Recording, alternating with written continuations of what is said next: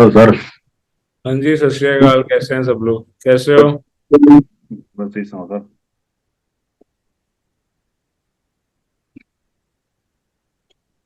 मेरी आवाज आ रही है सबको? हाँ जी sir. Good good good. Any question to start with? कोई सवाल?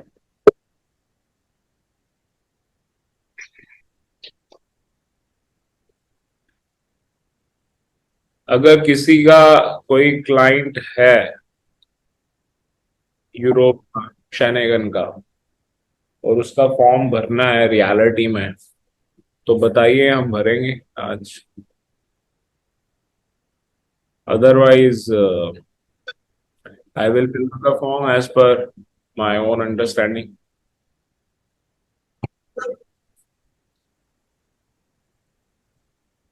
No, no one want to do that.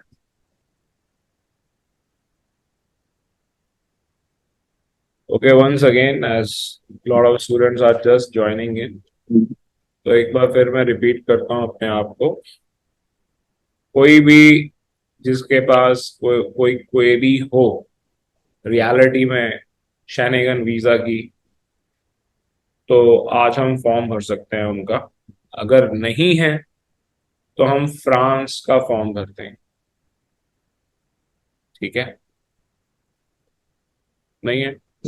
चलिए, जैसे कि आप लोगों का शांत वातावरण ये बता रहा है कि किसी के पास कोई क्वेरी नहीं है, मैं ही भरना शुरू। Hello sir. हाँ जी, नमस्ते जी, हेलो। सर, मैं यूके वीजा जो फॉर्म भरना आपने कल सिखाया था ना, हाँ, उसमें सर जैसे वो अपना नंबर डालते हैं तो उसमें 91 ऐड करके डालना है स्टार्टिंग में। 9-1 ऐड करके डालना है, ऐड करके डाल दो। बिना ऐड किए डालोगे तो भी कोई दिक्कत नहीं है, क्योंकि हम पहले से ही इंडिया सेलेक्ट करके रखे हुए हैं उसमें। Okay okay. और सर जैसे कि हम उसमें अप्लाई करना स्टार्ट करते हैं ना, उसकी साइट पे जाने के बाद हाँ, एक तो सर जैसे स्टार्टिंग में अप्लाई का ऑप्शन आ जाता है। एक जैसे सर हम उसमें हाउ टू अप्लाई चेक करने के बाद ऑप्शन आता है, कहीं से भी अप्लाई स्टार्ट कर सकते हैं। कहीं से भी कर सकते हो वो। जैसे मेरे को तो पता है, मुझे वो पढ़ना नहीं है। हाँ जी। ठीक है? तो इसीलिए मैं अपने हिसाब से स्टार्ट कर देता हूँ। बाकी आपको मैंने दिखा दिया है, आप वहां पर से जाके स्टार्ट कीजिए, जैसे आपको ठीक लगता है वैसे कीजिए आप। ठीक है सर। ठीक तो है? मतलब एक एक दो ऑप्शन पढ़ के आगे से अप्लाई करना स्टार्ट करें, कोई प्रॉब्लम नहीं है, सेम कोई प्रोसेस रहेगा। कोई प्रॉब्लम नहीं है कोई। मैंने तो बहुत फास्ट फास्ट किया था। हाँ जी हाँ जी। आपको तो आराम से करना चाहिए, 4-5 दिन लगा के करना चाहिए, कोई दिक्कत नहीं है। पढ़ना चाहिए, सब कुछ पढ़ना चाहिए। जिस भी साइट पर मैं आपको लेके जाता हूँ, हम आपको डायरेक्ट साइट पर लेके जा रहे हैं, नहीं तो हम सिर्फ आपको कोई भी फॉर्म खोलकर सिर्फ भर के दिखा दें कि देखो ऐसे होता है, भर दीजिएगा अपने आप। हम क्यों लेके जा रहे हैं? ताकि आप वो सब कुछ पढ़ सके। कोई भी वीजा एजेंट जो काम कर रहा है, ठीक है, जैसे कई मेरे स्टूडेंट है, वो कहते हैं कि हमारे पास जब क्लाइंट आता है तो हम उसको सेटिस्फाई नहीं कर पाते। ठीक है। ठीक है? तो एक्चुअली में मेंटेलिटी क्या है? एक्चुअली में मेंटेलिटी ये है, जो कोई भी पैसे कमा रहा है, चाहे उसको ज्यादा पैसे मिल रहे हैं चाहे उसको कम पैसे मिल रहे हैं, वो जितना काम उसे करना है सिर्फ उतना ही करता है कि अच्छा मुझे फॉर्म भरना है, फॉर्म तक पहुंचना है और फॉर्म भरना शुरू कर दे रहा है। ठीक है? अच्छा मेरे को आइटनरी बनानी है, अच्छा कविंग लेटर करना है, तो वो उसके अकॉर्डिंगली बस स्टार्ट कर देते हैं। अपना ज्यादा टाइम लगाने की कोशिश ही नहीं करते। फिर क्लाइंट की कोई क्वेरी आ जाती है या वीजा रिफ्यूज हो जाता है, तो फिर उसके बारे में थोड़ा सा पढ़ते हैं। तो करते करते मतलब जो काम वो एक हफ्ते के अंदर पढ़ के सीख सकते हैं, वो जाके 10 महीने में पढ़ पढ़ के सीखते हैं। अगर आपको हम एक पर्टिकुलर साइट पे ले जा ही रहे हैं, दिखा ही रहे हैं, तो जो आपका बीच में गैप होता है क्लास का, आपको उसको रट लेना चाहिए। आपको उसका एक एक पेज पढ़ लेना चाहिए, और आपको जो उसके अंदर समझ में नहीं आया वो आपको पूछना चाहिए। ठीक है? जो भी एक्सपीरियंस्ड है, जो अपने क्लाइंट को सेटिस्फाई कर पाता है कि अच्छा नहीं ये वाली कैटेगरी थी, या मैं आपको सेटिस्फाई कर पाता हूँ। इसीलिए ना कि कर करके हर सिचुएशन कर करके हमें पता लग गई है। आपके पास क्लाइंट नहीं है करने के लिए, बिल्कुल। बट आप प्रेशर अपने ऊपर क्रिएट कीजिए ना, सेल्फ मोटिवेटेड रहिए। You feel like that you have a client, and then do it accordingly. तो आप खुद ही पढ़ोगे। जैसे मैंने आपसे कहा कि ये विजिटर वीजा हमने किया, ठीक है, अब मैं आपसे कह रहा हूँ कि नहीं, अब आप स्टूडेंट भी, ये जैसे आप में से राजेश ने किया, राजेश ने मुझे भेजा भी से, ठीक है, इसी ढंग से बाकी भी कीजिए, तो आपको ऐसे पता चलता चला जाएगा कैसे करना है। राइट? ठीक है प्रिंस? सर जैसे कि हम अप्लाई करते टाइम अपनी वो डालते हैं, ईमेल एड्रेस डालते हैं, डालते हैं। और जब हम अपना वीजा अप्लाई करेंगे तो वही सेम ईमेल रहेगी, कोई प्रॉब्लम तो नहीं आएगी? देखो ऐसा है कि पूरे के पूरे शेनेगन और यूके के केस में आप एक ही ईमेल आईडी से जितने मर्जी एप्लीकेशन करते रहो, कोई प्रॉब्लम आती नहीं है। पहली बात तो ये, ठीक है। दूसरी बात ये कि बिजनेस आईडी अलग होती है, पर्सनल आईडी अलग होती है। जब आप अपना खुद का वीजा लगाओगे तो आप अपनी पर्सनल आईडी यूज करोगे, ठीक है, तो वो भी दिक्कत नहीं आती है। तीसरी बात ये, अगर फिर भी आप बड़े वेल ऑर्गेनाइज ढंग से चलना चाहते हो तो उसका तरीका तो यही है कि आप अपनी क्लाइंट की आईडी से कर लो। बिल्कुल ट्रांसपेरेंसी मेंटेन करो, क्लाइंट से कहो कि ठीक है आपकी आईडी से हम करेंगे। जैसे मैं आप लोगों से कहता हूँ कि अच्छा ठीक है, कोई अपनी आईडी देना चाहता है, आएगा या वेरिफिकेशन वेरीफाई कर दीजिएगा। सो ऐसे वेरीफाई करके एक बार अपने उस पर खोल लोगे तो उसके बाद आप करते रहोगे, ठीक है। नहीं तो एक तरीका और भी होता है कि जैसे किसी का नाम है जगदीप सिंह और उसके बाद आईडी भी है jagdeepsingh@gmail.com, तो आप उसकी जगदीप सिंह 2023 @gmail.com बनाओ और उस आईडी से आप कर लो, ठीक है। मोबाइल नंबर चाहे ईमेल आईडी क्रिएट करते हुए उसी का डाल दो, जैसे वो आता है ना कि बार वेरिफिकेशन ओटीपी आती है, तो वो उसका डाल दो, क्योंकि आप अपना कितनी जगह डालोगे। और जब उसका काम पूरा कंप्लीट हो जाए, जब आपके पैसे आ जाएं, तो उस ईमेल आईडी का पासवर्ड उसको दे दो। जैसे कई स्टूडेंट हमारे बताते हैं कि हमने किसी क्लाइंट की एप्लीकेशन ली है पर उसका किसी और ने पहले किया हुआ था, पर वो कोई डिटेल नहीं दे रहा है। अगर क्लाइंट भी इस बात का ध्यान रखे, वो कहे कि जो भी आप आईडी क्रिएट करोगे उसका पासवर्ड मुझे दो, तो देखो क्लाइंट के लिए भी कितनी आसानी है। चाहे वीजा रिफ्यूज हो रहा है, जो भी हो रहा है, वो उसको रिट्रीव तो कर सकता है। और आपको भी ये ईमानदारी रखनी चाहिए, आपको भी ये प्रोफेशनलिज्म रखना चाहिए कि क्लाइंट मांगे या ना मांगे, कोई आपको पैसे दे या ना दे, अपने साथ तो ईमानदारी रख रहे हो, ठीक है। Let people not give you money, hardly matters. I am telling you honestly, आप अपना काम ऑनेस्टली करते रहो। जो लोग आपके पैसे नहीं भी दे रहे ना, उसमें से भी 90% अपने आप 2 महीने बाद, 6 महीने बाद आकर आपको पैसे दे जाएंगे, if you maintain that, that honesty and glamour. चलिए, ज्यादा फिलॉसफी में जाने का कोई फायदा नहीं है, प्रैक्टिकल पे आ जाते हैं वापस। और कोई सवाल? सर यही था, मतलब जैसे कि हम ईमेल आईडी सिंगल डाल दे, फोन नंबर सिंगल डाल दे, कोई प्रॉब्लम नहीं है, मतलब कोई जरूरी है कोई डबल ही डालना है? नहीं, नहीं, कोई कोई आप क्या कहते हैं, नॉन एग्जिस्टिंग मोबाइल नंबर भी डाल देते हो तो भी कोई प्रॉब्लम नहीं है। प्रॉब्लम तब होती है जब आप उन्होंने इंटरव्यू के लिए बुला लिया। पहले तो अगर 10 साल पहले की बात करें तो इंटरव्यू लेता था यूके, ठीक है। और अभी भी अगर वो चाहें तो कभी आपको इंटरव्यू के लिए, किसी पर्टिकुलर क्लाइंट को, एप्लीकेंट को इंटरव्यू के लिए बुला भी सकते होते हैं, ठीक है। इंटरव्यू की इंटीमेशन भी ईमेल पर भी आती है और मोबाइल पर भी आती है। तो अगर तब आपका मोबाइल भी नहीं चलता, ईमेल भी नहीं चलता, इंटीमेशन भी नहीं आएगी और वीजा रिफ्यूज हो जाएगा। क्योंकि अगर वो इंटीमेशन भेज भी रहे हैं तो no one is turning up, visa refused. Right? Clear है? चलिए फ्रांस की वेबसाइट पर चलते हैं, है ना।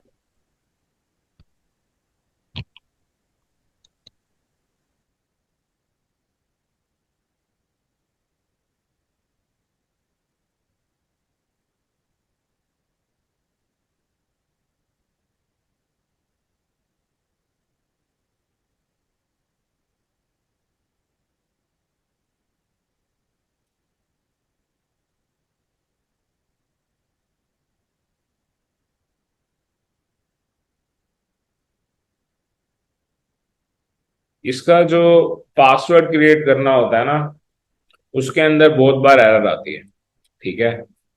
तो उसमें कई बार टाइम लग जाता है। कुकीज हमने सारी की सारी कर ली और ये इनकी साइट है, France dash visa visas .gov.fr, ठीक है। तो वैसे भी आप सर्च करोगे तो आपको मिल ही जाएगा, ठीक है। तो यहाँ पर आप देख सकते हो France dash visas .gov dash .fr, फिर उसके बाद तो इंग्लिश वगैरह वो सब कुछ है, ठीक है।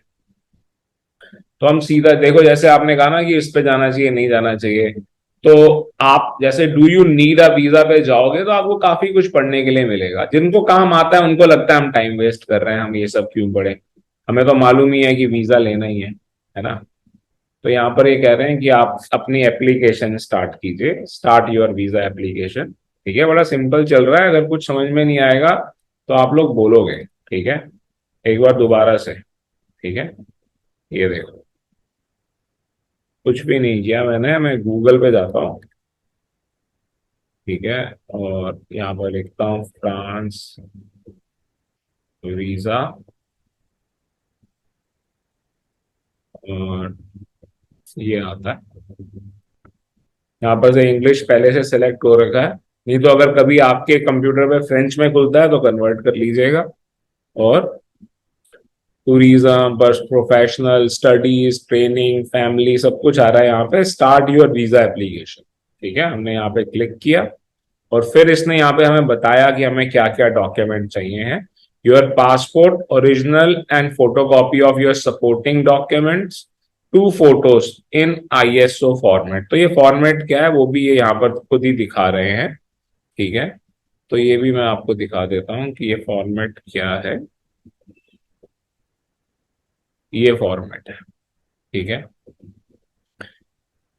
जैसे कि बहुत ज्यादा फोकस हो गया ये, हेड के ऊपर थोड़ा रूम होना चाहिए, ठीक है ना। ये देखो, ये वाला इन्होंने क्रॉस मारा मारा हुआ है, ठीक है, इस पे करेक्ट मारा हुआ है, देख रहे हो, हेड रूम आ गया इसके अंदर, नीचे भी थोड़ा सा रूम आ गया, ठीक है। तो 35x40 mm होता है ये, या देखो यहाँ पर लिखा हुआ है, ठीक है। और व्हाइट बैकग्राउंड होता है, जैसे यहाँ पर तो ये ब्लू बैकग्राउंड दिखा रहे हैं, ठीक है, बट व्हाइट बैकग्राउंड होता है। ये ले तो ग्रे बैकग्राउंड भी लेते हैं, ठीक है, पर आपको व्हाइट बैकग्राउंड ही लेना है, ठीक है। तो this is how the photograph looks, right, ऐसे कि आप यहाँ पर देख रहे हो, ओके। और लेटेस्ट हो फोटोग्राफ तो उल्टा अच्छा है, और अगर लोग लेटेस्ट नहीं देते हैं तो भी वीजा आ जाता है, ऐसा नहीं है कि वीजा नहीं आता, ओके। तो अब ये कह रहे हैं कि आप अपनी एप्लीकेशन स्टार्ट कीजिए, ठीक है, स्टार्ट योर वीजा एप्लीकेशन। तो कई बार इनका लॉगिन क्रिएट करने करने में ही ब्लॉक हो जाता है, ठीक है। हम लॉगिन क्रिएट कर रहे हैं और ये ब्लॉक कर देगा, ठीक है, अगर हम क्या कहते हैं OTP ठीक नहीं डालते हैं या वेरिफिकेशन नहीं कर पाते हैं। तो मैं कोशिश करता हूँ करने की, ये मैंने अगर यूज की हुई होगी आईडी तो ये नहीं हो पाएगा, अगर नहीं यूज की होगी तो obviously create a new account करना है हमने, ठीक है। Let me see if I have the previous one. तब तक कोई सवाल है तो पूछिए, अभी तक कोई सवाल है तो पूछिए, मैं अपना पुराना पासवर्ड तब तक चेक कर रहा हूँ। बोलो बोलो, सवाल बोलो प्लीज। सर, एक क्लाइंट है, यूएसए के लिए अप्लाई करना चाहते हैं। उनके हस्बैंड यूएसए में है, लेकिन वाइफ को हस्बैंड को नहीं शो करना है सर। हाँ तो ना करें, मतलब वो क्या कहना चाहती हैं कि वो मैरिड ही नहीं है। नहीं, वो मैरिड है लेकिन हस्बैंड कोई डॉक्यूमेंट नहीं दे सकते। और अगर वो किसी तरह से बताती है कि उनके हस्बैंड यूएसए में, तो फिर वो डॉक्यूमेंट नहीं दे पाएंगे। तो वो ये बोल दे कि मेरे मेरे क्या कहते हैं पासपोर्ट के अंदर तो लिखना ही पड़ेगा कि हाँ, हो या नहीं हो, वहां पर तो झूठ हस्बैंड का नेम है पासपोर्ट में। फॉर्म भरेंगे तब तो लिखना ही पड़ेगा, ऐसा तो है नहीं कि आप बिना लिखे चल जाएगा, है ना। तो अब जब लिख रहे हैं तो फिर वो ये भी पूछते हैं कि कहाँ पर है। अब वो भी अगर आप झूठ बोलते हो कि नहीं वो USA में नहीं है तो वो भी गलत है। तो उससे बेटर ये है, ये लिख दें that my husband is travelling, ठीक है, is right now he was in USA but I believe he is in Australia, but we are not in a continuous touch. तो इस ढंग से हम लिख देंगे और ले लेंगे, ठीक है, क्लियर है। अदरवाइज सेपरेटेड लिखिए। अगर वो भी नहीं आप करना चाहते हैं तो आप सेपरेटेड लिखकर अप्लाई कर सकते हैं। डिवोर्स ना लिखकर क्या कहते हैं, अनन्यूल्ड लिख दें कि शादी अनन्यूल्ड हो गई, ऐसा कुछ आप लिखना चाहें तो लिख सकते हैं। ठीक है, नया ही क्रिएट करेंगे हम।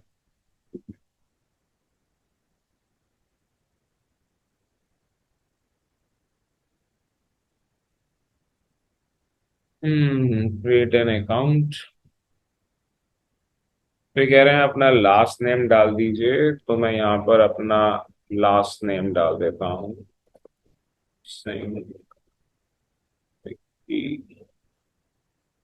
visa courses at gmail.com।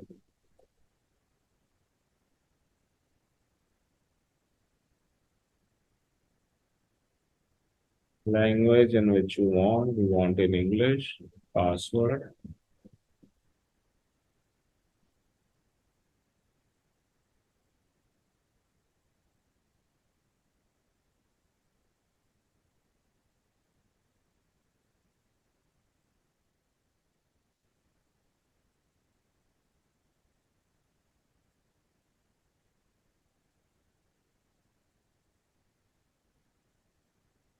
Already exist आ गया है ना, कोई बात नहीं।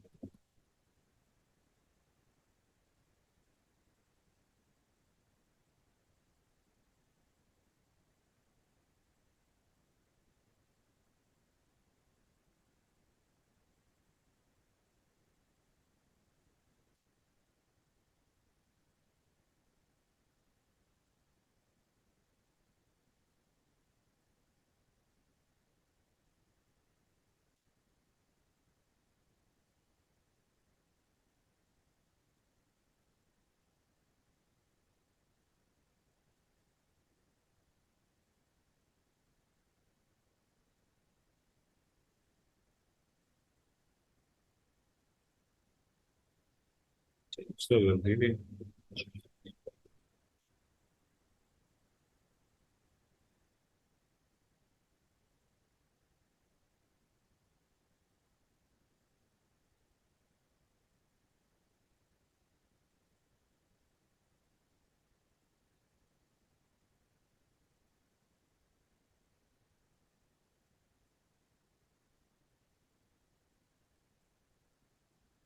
ईमेल एड्रेस मैच नहीं कर रहा है आपका।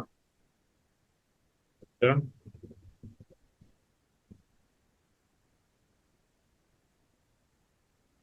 वो पिछले बार वाला ही मैसेज आ रहा है। कौन से?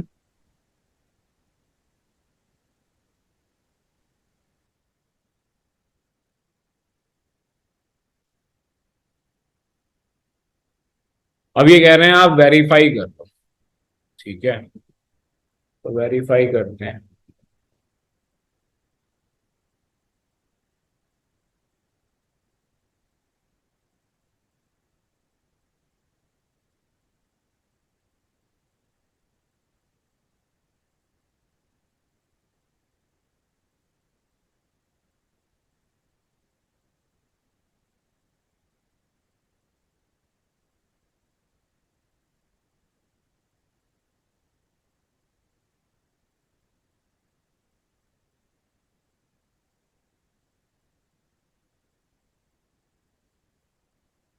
ये देखिए, ये आ गए, है ना।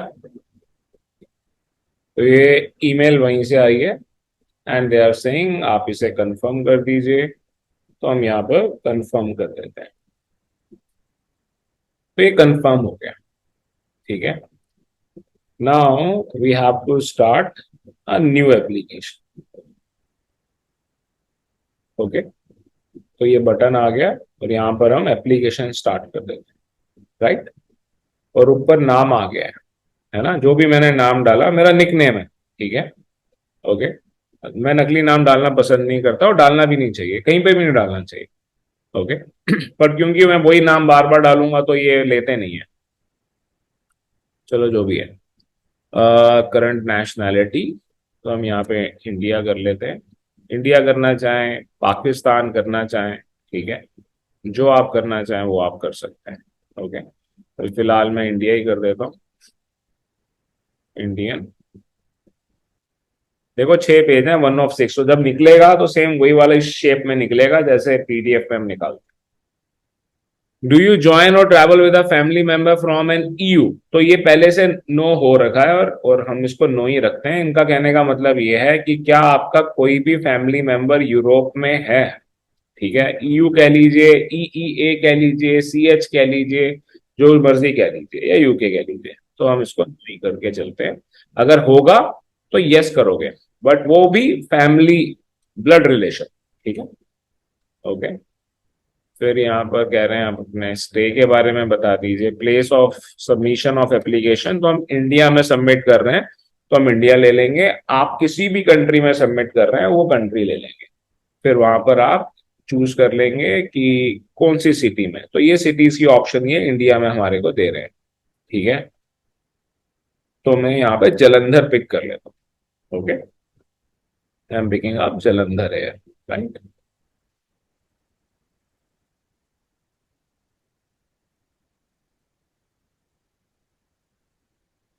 Visa type requested, short stay, long stay, airport transit. एक बार फिर से बोलूंगा, जैसे कितने लोगों को कंफ्यूजन है ना कि फ्रांस के लिए ट्रांजिट वीजा चाहिए नहीं चाहिए, चाहिए नहीं चाहिए, चाहिए, इसीलिए इंडिया हम पिक कर चुके हैं ऊपर, ठीक है। तो हम अभी शॉर्ट स्टे लेते हैं, ओके। अब मेन डेस्टिनेशन शेनेगन का है, 27 कंट्री के लिए वीजा अप्लाइड होता है, क्या कहते हैं, होता है ये। और हम यहाँ पर हमारे को मेन डेस्टिनेशन बतानी होती है, क्योंकि हम फ्रांस से अप्लाई कर रहे हैं तो हम फ्रांस को ही मेन बता रहे हैं, ठीक है। ट्रैवल डॉक्यूमेंट किसने इशू किया, इंडिया ने इशू किया। ट्रैवल डॉक्यूमेंट क्या है, ऑर्डिनरी पासपोर्ट है, तो हमने यहाँ पे ऑर्डिनरी पासपोर्ट पिक कर लिया। आपके 98% लोगों के पास ऑर्डिनरी पासपोर्ट होगा।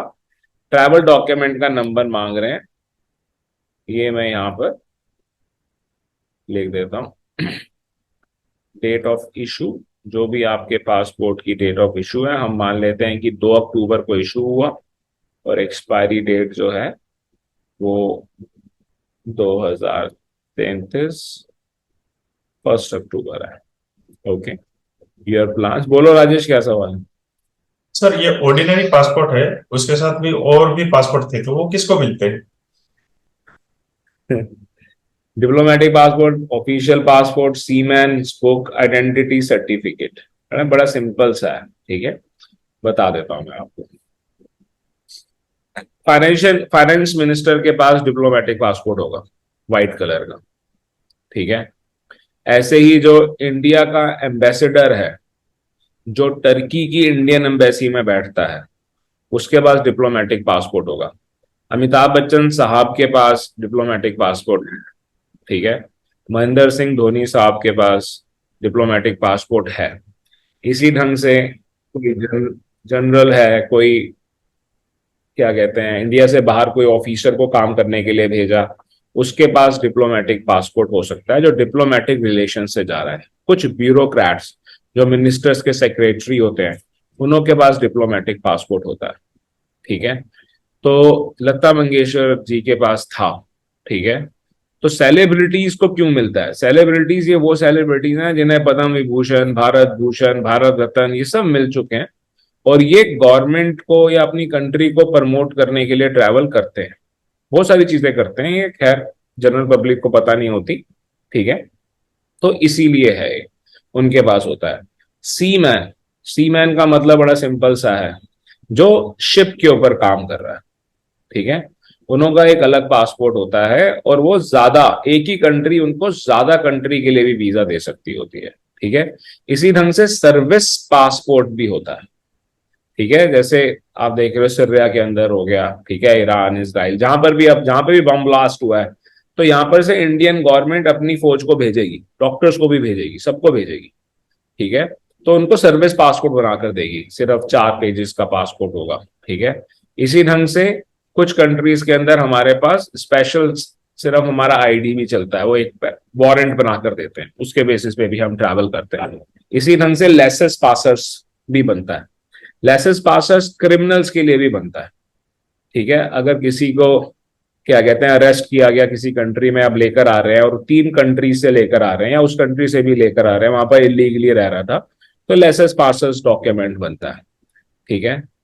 इसीलिए मैंने कहा कि आपके 98% क्लाइंट्स के पास जो है ऑर्डिनरी पासपोर्ट होगा, ठीक है। जिसके पास भी सर्विस पासपोर्ट है या ऑफिशियल पासपोर्ट है उसको लोग मिले हुए हैं। आप समझे, लोग मिले हुए का मतलब यह है कि कोई आर्मी का ऑफिसर है, उसको सर्विस पासपोर्ट अगर बनाकर दिया है गवर्नमेंट ने, तो उसका डिपार्टमेंट ही अप्लाई करता है, ठीक है। वो लोग करते हैं, वो एजेंट वगैरह के पास नहीं जाते हैं। डिप्लोमेट्स के पास तो प्रोटोकॉल ऑफिसर होता है। जैसे कई लोग कहते हैं ना कि ट्रैवल के अंदर कैसी जॉब सबसे बढ़िया है, कितनी सैलरी होगी। ट्रैवल के अंदर आप प्रोटोकॉल कॉल ऑफिसर बनिए किसी एम्बेसी के अंदर, 12 लाख से ज्यादा महीने की सैलरी होती है, 18-18 लाख तक महीने की सैलरी है प्रोटोकॉल ऑफिसर की, ठीक है। तो प्रोटोकॉल ऑफिसर इन एम्बेसडर्स के वीजाज वगैरह लगाते हैं, जो भी इनके काम होते हैं करते हैं उनके लिए, ठीक है। ऑर्डिनरी इसी ढंग से जैसे शाहरुख खान साहब हैं, ठीक है, उनके पास भी था डिप्लोमेटिक पासपोर्ट, है या नहीं गॉड नोज, ठीक है। अपनी खुद की उनकी ट्रैवल एजेंसी भी है, ठीक है। तो अपना पासपोर्ट तो अब वो किसी को देते भी नहीं है, जो हैं उनके जो जानने वाले एजेंट्स हैं सिर्फ उनके पास है। नहीं तो हमारे पास भी आया हुआ है उनका पासपोर्ट एक टाइम पर, कि कोई रीजन था उस वजह से। At that time he was the ambassador of टैग हॉर, ठीक है। तो हमारे एक डायरेक्टर साहब थे, उनके क्लाइंट थी टैग हॉर कंपनी। चलिए जो भी, I think I have answered your question. बोलो चेतन, क्या सवाल है? सर जैसे किसी के नाम के पीछे सरनेम नहीं है, उसका कैसे करना है? कोई बात और नहीं। अगर किसी का मिडिल नेम भी है सरनेम के साथ, इन दोनों का? देखो सरनेम नहीं है कोई बात नहीं, जैसे मेरा नाम है मिक्की फॉर एग्जाम्पल, तो पासपोर्ट में सरनेम लिखा ही नहीं हुआ, तो मैं फर्स्ट नेम में भी मिक्की लिखूंगा, लास्ट नेम में भी मिक्की लिख दूंगा, डुप्लीकेट हो गया, ठीक है। ओके। अगर मान लीजिए मेरा नाम है मिक्की सिंह नारंग, ठीक है, तो सिंह जो हुआ वो मिडिल नेम हो गया, है ना।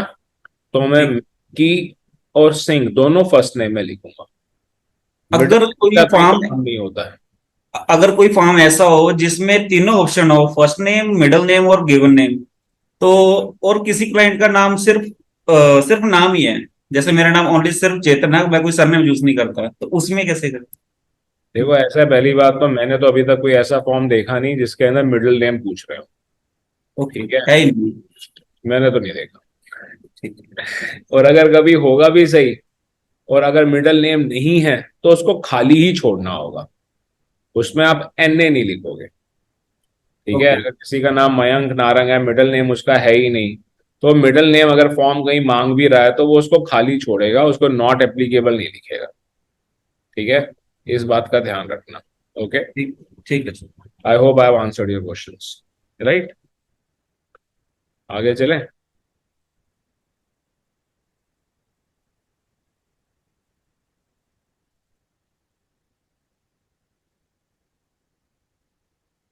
तो हमने यहाँ पर से ऑर्डिनरी पासपोर्ट पिक कर लिया, ये सब मैंने आपको समझा दिया, ठीक है। आइडेंटिटी सर्टिफिकेट जैसे यूके वाले हैं, वो सिर्फ अपना आईडी दिखा के शहनेगन में आते हैं, है ना। और भी कई हैं, ऑस्ट्रेलियंस भी हैं, ठीक है। तो उनके केस में, हमारे केस में नहीं है ये। जैसे हम लोग अपना आईडी दिखा के नेपाल चले जाते हैं या भूटान चले जाते हैं, राइट। अब ये कह रहे हैं वे why are you making this trip, कि आपके लिए ट्रिप क्यों जरूरी है, क्या कारण क्या है। तो हम कह रहे हैं कि this is our tourism, we are going for tourism. जैसे आपने पूछा था कि क्या स्टडी के लिए भी यही होता है, यही है। ऑफिशियल विजिट भी यही है, मेडिकल रीजन भी यही है, फैमिली और प्राइवेट विजिट यही है, एंट्री वीजा, बेनिफिशियरी और विड्रॉल, सब कुछ यही है, ठीक है। बिजनेस के लिए भी यही फॉर्म, ठीक है। तो हम फिलहाल यहाँ पर टूरिज्म पिक कर लेते हैं, या हम यहाँ पे स्टडी पिक कर लेते हैं, ठीक है। तो हम यहाँ पर स्टडी पिक कर लेते हैं। तो ये कह रहे हैं मेन पर्पस क्या है आपका, student examination entry, student work placement. तो हम कहते हैं स्टूडेंट एग्जामिनेशन एंट्री, क्योंकि अभी हमारा कोर्स स्टार्ट होना है, ठीक है। तो हम ये पिक कर लेते हैं। अब ये कह रहे हैं additional information about your project, तो हम यहाँ पर लिख देते हैं I've taken admission in Amadeus Paris Institute. I would be doing 2 months certificate course and would like to join French language course also. ठीक है। तो ये हमने अपना रीजन दे दिया और इसको हम वेरीफाई कर देते हैं, ठीक है। तो जब हमने इसको वेरीफाई कर दिया तो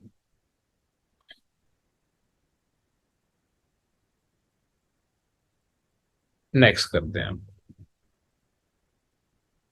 you have enter the travel, वो हमें बता रहा है, रिकन्फर्म करवा रहा है कि क्योंकि ये बाद में आप चेंज नहीं कर पाओगे, दोबारा से पूरा ही फॉर्म भरना पड़ेगा। ठीक है, तो हम कह रहे हैं हाँ बिल्कुल ठीक है, हमारा पासपोर्ट नंबर, आपको हमें नेक्स्ट पेज पे ले जाइए। ठीक है, तो एडिट नहीं करना होता, दोबारा नया भरना होता है, अगर गलत भर दोगे तो दोबारा नया भर लेना। ठीक है, ओके, तो यहाँ पर अब सर जेंडर, हाँ बोलो। सर सर अगर जिसमें हमने स्टूडेंट लिखा है, अगर उसमें हम ट्रैवल लिखेंगे तो सर? अगर हम उसमें टूरिज्म लिखते, हाँ जैसे जी। ऑप्शन आ रही थी, हम अगर हाँ वहां जी। पर टूरिज्म लिखते तो हम यहाँ पर लिखते that I would be visiting France, Paris, I will be going to Nice, then other than that I would be going to Italy also and Switzerland also, because it's a pure tourism and I have been reading about it. I believe that is the most beautiful part of the world, and I want to see it by my own eyes. As simple as that. अगर कोई honeymoon पे जा रहा है, वो लिख देता that I want to make my wife or I want to make my better half see that. Okay. तो फिलहाल मैं इसको मेल कर लेता हूँ। मैरिटल स्टेटस पूछ रहे हैं, ठीक है, तो इसको अभी फिलहाल मैं सिंगल कर लेता हूँ। जैसे देखिए अभी आपकी फिजा शेख जी ने पूछा कि क्या अगर वो नहीं दिखाना चाहते, डाइवोर्स तो वो दिखाना नहीं चाहेंगी, ठीक है, मैरिड अदर भी नहीं दिखाना चाहेंगी, रजिस्टर पार्टनर सेपरेटेड की ऑप्शन आ रही है। ठीक है, तो सेपरेटेड करके दिखा सकते हैं। डाइवोर्स और सेपरेटेड अलग अलग होता है कि डाइवोर्स फाइल नहीं हुआ है, चल क्या कहते हैं, पर हो सकता है, तो अलग अलग रह रहे हैं, तो ये कंडीशन। तो आप कहोगे ये तो बड़ा गलत हो गया, वो बाद में कहेंगे कि आप तो सेपरेटेड थे। तो भाई सेपरेटेड का जो पीरियड होता है वो इसीलिए ही होता है कि थोड़ा सोच लो, अगर ठीक लगे तो वापिस आ जाना, इकट्ठे हो जाना। तो एक छोटा सा पीरियड ऐसा आया कि they were separated and then they got together again. ठीक है, तो फिलहाल मैंने यहाँ पे सिंगल कर लिया है। ठीक है, तो अब कह रहे हैं कि आप अपना लास्ट नेम यहाँ पर यूज मेंशन कीजिए, तो मैं यहाँ पर फिर से सिंग लिख लेता हूँ। राइट, बर्थ के टाइम आपका क्या था, तो वो भी हम यहाँ पे सिंग लिख देते हैं। ठीक है, तो दोनों टाइम पर हम सिंग लिख देते हैं। फर्स्ट नेम क्या है आपका, तो मैं यहाँ पे मयंक लिख देता हूँ, सॉरी मिक्की लिख देता हूँ, जो मैंने स्टार्ट किया है वही नाम लिख देता हूँ। और डेट ऑफ बर्थ लिख देता हूँ मैं, जो भी मेरी डेट ऑफ बर्थ है। ठीक है, और प्लेस ऑफ बर्थ, ठीक है, वो भी हम लुधियाना लिख देते हैं। ठीक है, कंट्री ऑफ टेरिटरी पासपोर्ट पे लिखा होता है प्लेस ऑफ बर्थ। ठीक है, सर अगर किसी का सरनेम भी साथ में है तो लास्ट नेम में सरनेम में आएगा या सिंग ही आएगा?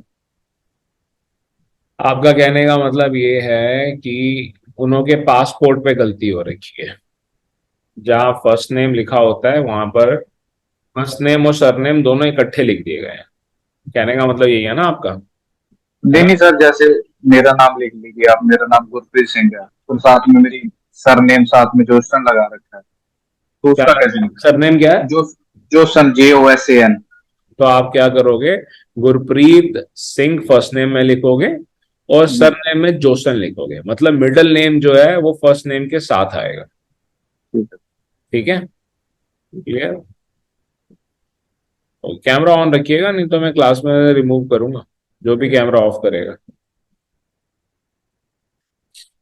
ओके,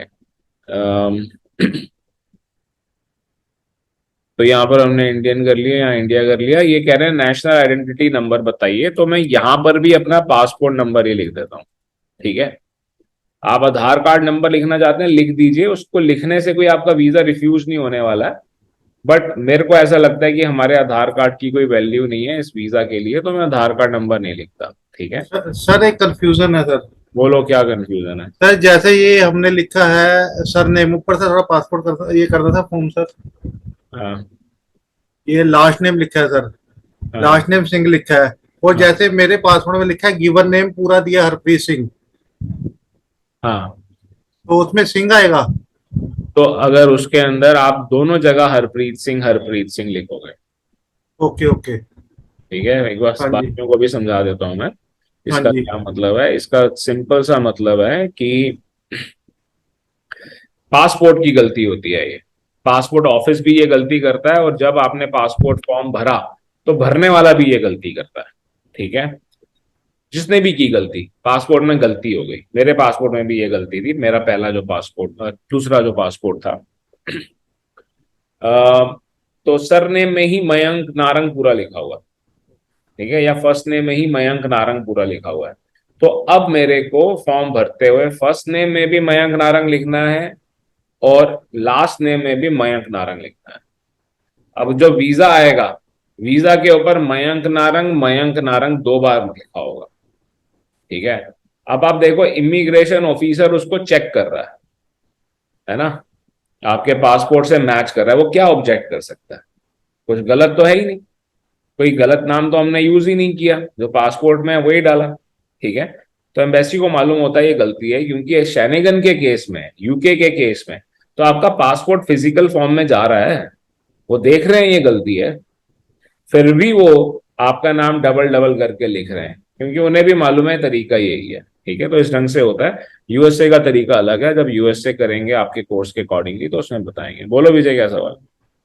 सर मेरा भी जैसे पासपोर्ट के अंदर यही था, विजय कुमार इकट्ठा था नेम के अंदर, तो मैंने उस पासपोर्ट को कैंसिल करवा के दोबारा से सरनेम ठीक करवाया है। हाँ ठीक है, और वो इसीलिए हो गया क्योंकि वो गलती पासपोर्ट ऑफिस वालों की थी। तो अगर उसमें आपकी सर जैसे तो नहीं पहले होता। ट्रैवल किया है सर, जैसे मैंने उसके अंदर अब दोबारा तो कोई इशू नहीं होगा। नहीं नहीं, कोई इशू नहीं है, और ये कोई इशू वैसे भी नहीं है, ये कोई वो ऐसी कोई बात नहीं है। ठीक है, ठीक है सर। अगर सर नेम नहीं है तो हम सारा लास्ट नेम और वो नेम तो जो दिया है गिवन नेम वही लिख सकते हैं। बिल्कुल बिल्कुल। अगर सरनेम नहीं है, जैसे किसी का नाम सिर्फ पासपोर्ट में साहिल लिखा हुआ, मेरा स्टूडेंट था, ठीक है, सिर्फ नाम ही साहिल है और कोई नाम ही नहीं है, अभी उसकी वीडियो डाली थी हमने, बहरीन गया है, ठीक है, तो और कोई सरनेम ही नहीं है उसका, तो साहिल ही लिखेंगे, फर्स्ट नेम में भी लास्ट नेम में भी साहिल ही लिखेंगे, जो वीजा आएगा वो साहिल साहिल का आएगा। ठीक है,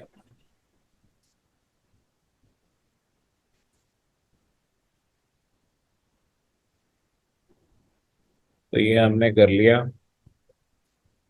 अदर नेशनैलिटी कोई आपने कभी यूज की हो, ठीक है, तो हमने नहीं की, इसीलिए हम यहाँ पर इंडिया ही पिक कर लेते हैं। ठीक है,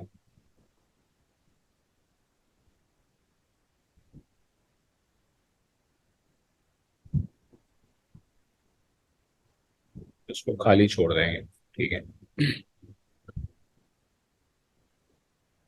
योर पर्सनल इंफॉर्मेशन, तो अब यहाँ पे एड्रेस डालना है जो पासपोर्ट के ऊपर है। ठीक है, अगर आप उस जगह पे नहीं भी रह रहे हो, जैसे कई लोगों का पासपोर्ट तो बना, फिर उन्होंने रेंट पे रह रहे थे या जो भी है पेरेंट्स के घर पे रह रहे थे, फिर अपना खुद का घर ले लिया, घर शिफ्ट हो गया, ठीक है, तो वही एड्रेस डालो जो पासपोर्ट के ऊपर है। ठीक है,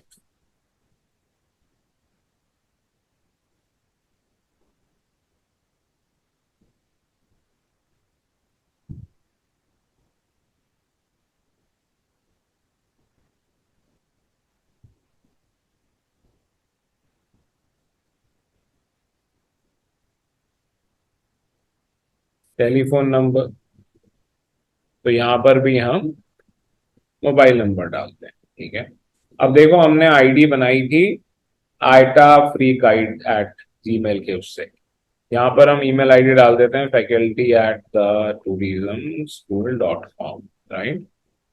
do you live in a country other than the country of your current nationality, जैसे आप में से भी कई लोग रह रहे होंगे कि नेशनल कहीं और के हैं, जैसे फिजा शेख जी हैं, इंडियन है पर रह दुबई में रही हैं, है ना, तो उन लोगों को ये भरना होता है। ठीक है, do you live in any other country, ये भी मैं आपको यस करके दिखा देता हूँ, यस कर देते हैं।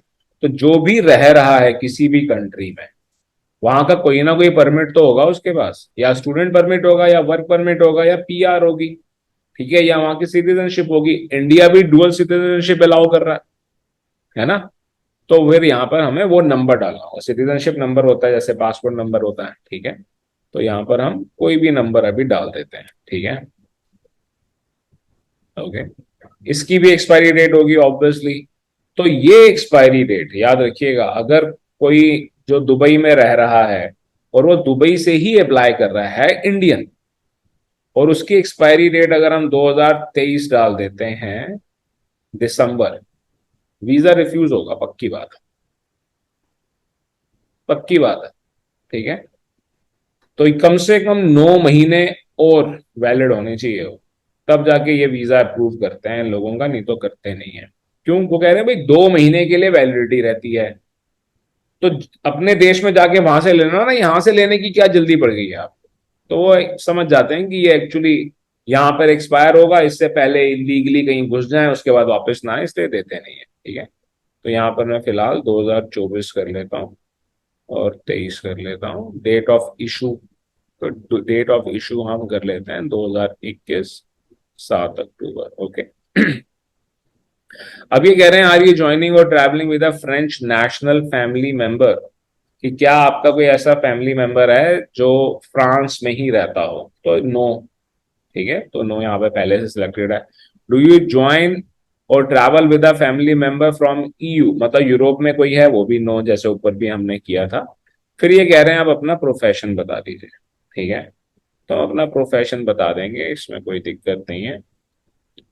तो देखिए, यहाँ पर बिजनेस की भी ऑप्शन होती है, police, military, politician, private employee, शुरू से ही करते हैं, architect, artisan, chemist, civil servant, क्लर्की, company director, computer, diplomat, electronic employee, farmer, agriculture जैसे आप करना चाहते हैं, फैशन, जर्नलिस्ट, जज, legal, liberal, manual, medical, no profession, other, अगर इसमें से कोई नहीं है तो भी, private employee of a diplomat, नौकर होते हैं जो इनों के। ठीक है, रिटायर्ड, सेलर, शॉपकीपर, आ गया ना business, shopkeeper, sports person, student, trainee, teacher, unemployed. ठीक है, अनएम्प्लॉयड भी हम करते हैं, जैसे कि मान लीजिए मैं 3 लोग जा रहे हैं, उनमें से 2 लोग एकदम फर्स्ट क्लास हैं, कोई एक उनका दोस्त अनएम्प्लॉयड है, तो करते हैं कई बार, ऐसा नहीं है कि बिल्कुल नहीं यूज होता है। ठीक है, अभी फिलहाल मैं यहाँ पे अदर करता हूँ। ठीक है, अब अगर मैंने अदर किया है तो फिर यहाँ पर उसको स्पेसिफाई करता हूँ। एडवोकेट की ऑप्शन नहीं थी ना एडवोकेट की ऑप्शन, तो यहाँ पर क्योंकि आप में से भी कुछ हैं, तो यहाँ पर मैं एडवोकेट कर लेता हूँ। तो यहाँ पर वो कह रहे हैं कि आप अपना वो बता दीजिए कि किस चीज के आप एडवोकेट हो। ठीक है, तो हम यहाँ पर ये भी अदर एक्टिविटीज कर लेते हैं, और name of employer Luthra and Luthra रख देते हैं। लूथरा एंड लूथरा एक लॉ फर्म है काफी बड़ी, और एड्रेस लिख देते हैं उन्हों का हम। ठीक है, Sheikh Sarai, new Delhi. Okay, 11009, city Delhi, country India.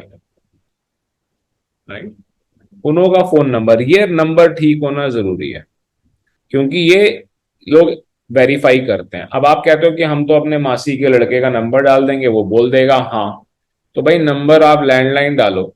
ठीक है, या फिर कोई ऐसा नंबर डालो कि अगर वो इंटरनेट पे भी उसे सर्च करें, अब अगर टूरिज्म स्कूल का नंबर 01141540044 कोई सर्च करेगा तो खुल जाएगी साइट।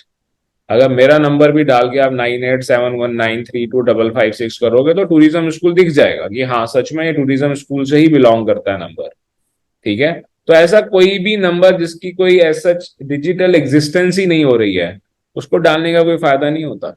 ठीक है, अभी फिलहाल हम अपना नंबर डाल देते हैं यहाँ पर, जो भी हम डालना चाहें।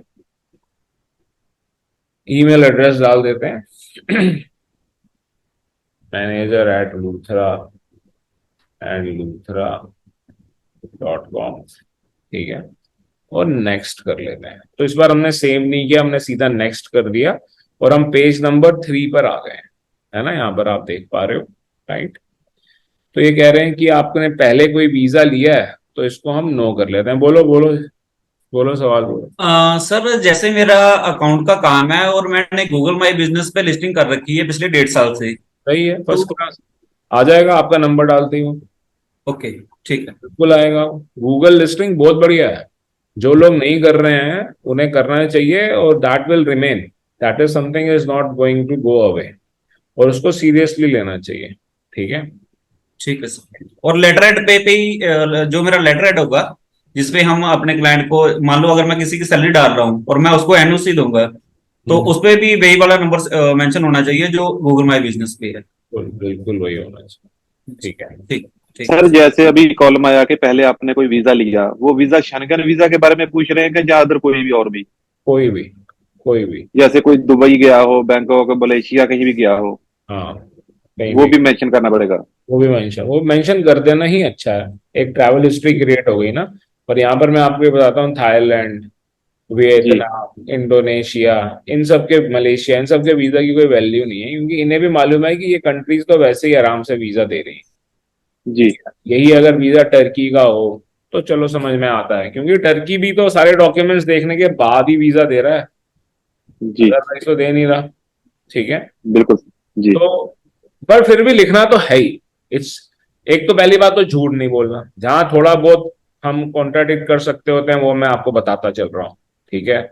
और दूसरा, चाहे आप कहीं भी गए हो, ना जाने से तो बेटर ही है, something is better than nothing, right. जी तो लिखना ही है। सर बोलो बोलो बोलो। सर जैसे आपने वो किया है कि अभी किसी और कंट्री में गए हो, हम फ्रांस का वीजा अप्लाई कर रहे हो, जर्मनी का हमारा रिफ्यूज है, तो उस बताना केस में क्या पड़ेगा। करें? अच्छा। बताना पड़ेगा। ठीक है। अच्छा। शैनिगन का ही रिफ्यूज है, अगर जर्मनी रिफ्यूज कर रहा है हाँ तो जी। आप ये मत सोचो कि जर्मनी ने रिफ्यूज किया, रिफ्यूज तो शैनिगन नहीं किया, हाँ शैनिगन जी। तो एक ही पोर्टल है। हम्म। ठीक है। सिर्फ वो फीस बांट रहे हैं कंट्री के नाम पर।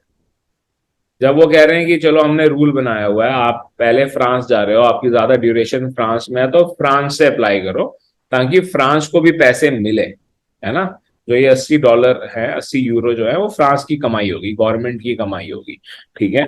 ठीक है सर। और वो जैसे जर्मनी का वीजा अप्लाई किया 2 साल पहले, हाँ। आपने दोबारा फ्रांस का वीजा अप्लाई कर दिया, उसमें लिख दिया आपने हाँ भी हमें डिनाई किया गया था, जर्मनी से रिफ्यूज किया गया था, तो उसमें हम ऑप्शन क्या देंगे, क्या लिखेंगे, किस वजह से वो हुआ है?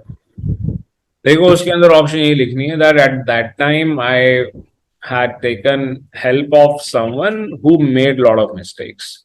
I was not aware of it. ठीक है, ये एक बड़ा कॉमन सा रीजन आप दे सकते हो। ठीक है, अदरवाइज और भी हजारों रीजन है जो हम दे सकते हैं। ठीक है, जैसे कि हम बता सकते हैं कि I was not aware of the rules properly and I made a mistake. Now this time all my documents are 100% relevant and my funds are clearly visible. ठीक है, क्लियर है हरप्रीत जी? हाँ जी सर, ठीक है। चले आगे। जिनका भी वीजा रिफ्यूज हो रखा होता है ना, तो उन्हों का हम किसी और कंट्री का भी साथ में कनेक्ट करते हैं। या टर्की का कर लें, टर्की का मिल जाएगा, उसके बाद शैनेगन कर लें। अगर आपको लगता है टर्की का भी नहीं मिलेगा तो यूएई का ले लो। यूएई का लेने के बाद फिर दोनों का ट्रिप इकट्ठे दिखाया जाएगा। ठीक है, या रशिया का। ठीक है, रशिया का तो चलो क्योंकि वॉर की वजह से थोड़ा सा हम कहते हैं कि लोग नहीं लेना चाहते, अदरवाइज रशिया तो कंट्री भी बहुत ब्यूटीफुल है, आप में से कई गए भी होंगे। चलिए जो भी है, plan date of arrival in Schengen area, तो ये हम कविंग लेटर में भी प्लान डेट डालते हैं। जो आप कविंग लेटर में डेट डालोगे, डेट में जो जो सॉरी एयर टिकट में जो डेट डालोगे, ट्रैवल आइटनरी में जो डेट डालोगे और फॉर्म में जो डेट डालोगे, ये डेट्स मैच करनी चाहिए। ठीक है, होटल वाउचर की जो डेट होंगी ये सब मैच करनी चाहिए। जब ये मैच नहीं करती तभी दिक्कत आती है। ठीक है, तो प्लान डेट ऑफ ट्रैवल हम कह देते हैं कि हमारी November 15 है। बोलो बोलो फ्रेंड्स, सवाल पूछते रहो।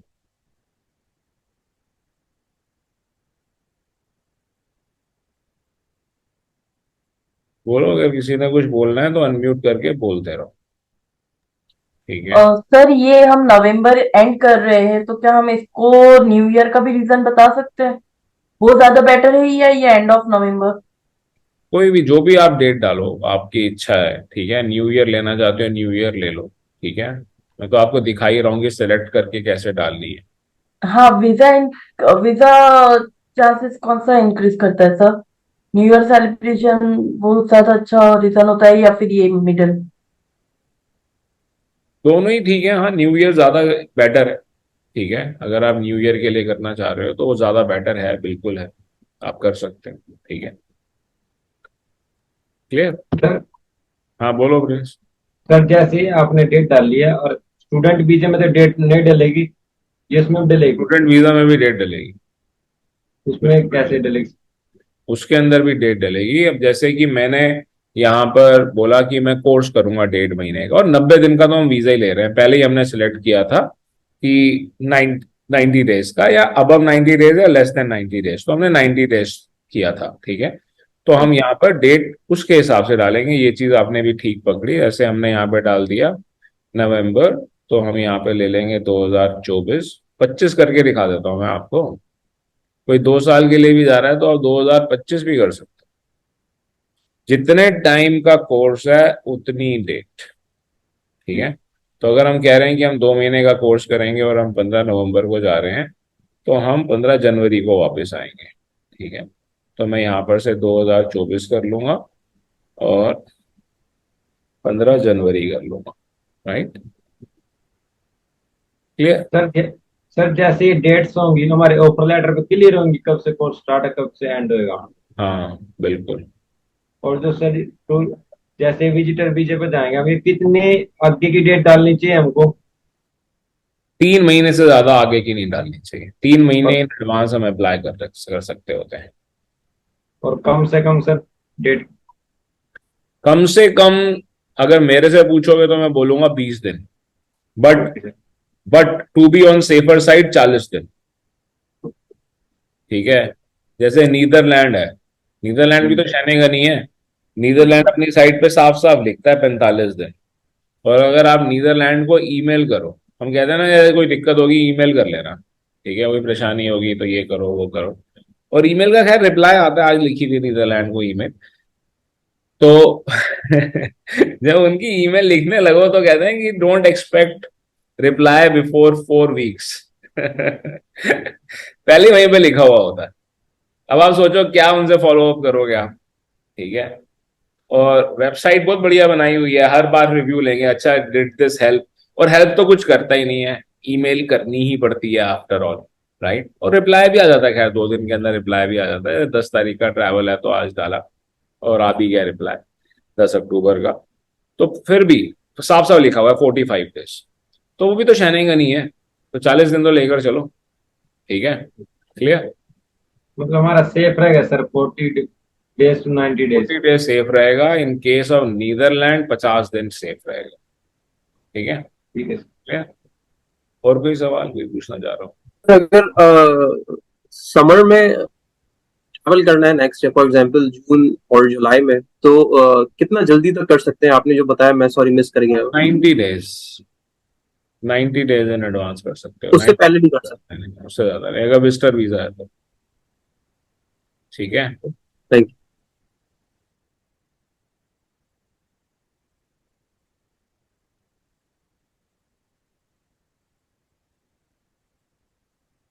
तो ये हमने ले लिया plan duration of stay in number of days, जो हमने डेट डाली है उसके अकॉर्डिंगली होगा, तो हम यहाँ पे 88 कर देते हैं। ठीक है। नंबर ऑफ सर एंट्रीज कितनी चाहिए बोलो? जो टूरिस्ट वीजा होएगा तो उसमें जो अपनी जो टिकट्स है वो हम ऑलरेडी पहले ही बना लेंगे ना सर। टिकट पहले ही कंफर्म टिकट बनानी है, कन्फर्म होगी तो ट्रैवल डेट सर उसके अकॉर्डिंग भी डाल सकते हैं हम। उसके अकॉर्डिंगली ही डालनी है। ये बात तो मैंने बोली कि आप जो यहाँ डेट लिख रहे हो, जो टिकट की डेट होगी, जो होटल वाउचर की डेट होगी, जो आइटनरी के अंदर डेट होगी, और जो कवरिंग लेटर के अंदर डेट होगी, वो सब मैच करना चाहिए। अगर लॉन्ग स्टे है तो जो डेट ऑफ अराइवल है वो टिकट के अकॉर्डिंग डाल देंगे। दूसरी डेट अगर लॉन्ग है, लॉन्ग जी कितना लॉन्ग होगा? एक अगर साल, एक साल, बिल्कुल 9 महीने होगा। ठीक है। तो भी रिटर्न टिकट लेते हैं लोग, क्योंकि रिटर्न टिकट सस्ती भी पड़ती है, पहली चीज। ठीक है। अगर आप कहोगे कि मैं ओपन टिकट ले रहा हूँ, एयर टिकटिंग की हम बात करते हैं, ठीक है, तो भी तो कोई ना कोई डेट डालते ही है ओपन टिकट में भी, बस चेंजेबल ही तो होती है वो, जिसमें पेनल्टी नहीं होती। ठीक है। डेट तो तब भी है, तो भी आप डेट डालोगे। ठीक है, तो डेट डालनी है। ओके। वर्क परमिट हो, जो 3 साल के कोर्स के लिए जा रहे हैं, जो 4 साल के कोर्स के लिए जा रहे हैं, 5 साल के लिए जा रहे हैं, तो क्या वो क्या करते हैं, वो 5 साल के बाद की डेट डालेंगे? मेरे भाई, कोई चाहे 5 साल के कोर्स के लिए जा रहा हो या 5 साल की उसकी पोस्टिंग हो गई है, पर वो हर 6 महीने में आने की इच्छा तो रखता है। ठीक है। तो वो डेट वो वाली उसके हिसाब से डालता है, और स्टूडेंट तो आता ही आता है। ठीक है। और आना भी चाहिए। आप अगर अप्लाई कर रहे हो, उसने चाहे वापस आना है या नहीं आना, आपने डेट ऐसी डालनी है कि दिखाना है कि ये आएगा भाई, 3 महीने के बाद छुट्टियां हैं, न्यू ईयर की छुट्टी है, वापस आएगा, दिवाली है आएगा, या जो उस कॉलेज के अंदर उनके कोर्स के अकॉर्डिंगली जो छुट्टियां हैं उसमें वापस आएगा। तो मेंशन करते हैं स्टूडेंट के केस में कि these are the holidays and that is why my ticket is like this, I would be coming back, okay, just to meet my parents and so on. तो हमने यहाँ पर मल्टीपल एंट्री कर लिया, क्योंकि हमने 90 डेज कर दिया है इसको। ठीक है। नहीं तो हम इसको सिंगल एंट्री भी कर सकते हैं, आप चाहे सिंगल करो, मिलता बाय डिफॉल्ट मल्टीपल एंट्री ही है। ठीक है, कैसे करना है ये आपको समझ में आ गया, जो आपको ठीक लगे वो कर लीजिए। Number of stage plan in France for the coming year, ठीक है, तो हम यहाँ पर 60 डेज कर देते हैं। Okay, as a reminder your project is study, हमने यूं सिलेक्ट किया था, and the main purpose of your stay is student examination entry, तो आपको ये आईडी नंबर देना है। ठीक है, तो आपका रियलिटी में आईडी नंबर होगा, एडमिशन हो चुका होगा उसका, जैसे आप लोगों ने टूरिज्म स्कूल में एडमिशन लिया तो जो मेन स्लिप मिलती है ऑनलाइन के अंदर वैसी मिलती नहीं है, आपके में छोटा वाला नंबर होता है, अदरवाइज बड़ा सा एक नंबर मिलता है। ठीक है, तो जो भी वो नंबर होता है वो नंबर यहाँ पे डाल दिया जाता है। ठीक है, MG, ठीक है, वो नंबर यहाँ पे डाल दिया गया। राइट, अदर स्टे और भी कुछ आपने करना है इसके अलावा, ठीक है, तो हम कह रहे हैं कुछ नहीं, यहाँ पर भी हम स्टडी कर लेते हैं। Right, do you have a scholarship, scholarship कोई मिली है या नहीं मिली है, अगर मिली है तो यस, नहीं तो नो कर देते हैं हम। ठीक है, और यहाँ से हम नेक्स्ट कर लेते हैं। ठीक है, तो इसने लिया नहीं, इलीगल करेक्टर मान लिया इसने, कह रहा है सिर्फ नंबर दो, तो कोई बात नहीं, सिर्फ नंबर दे देते हैं हम, नेक्स्ट कर लेते हैं।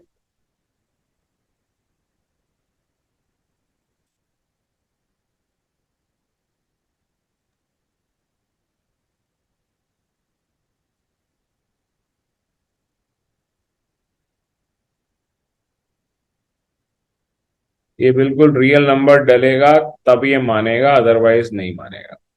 ठीक है, so that is why we won't be able to complete it, but still we would try.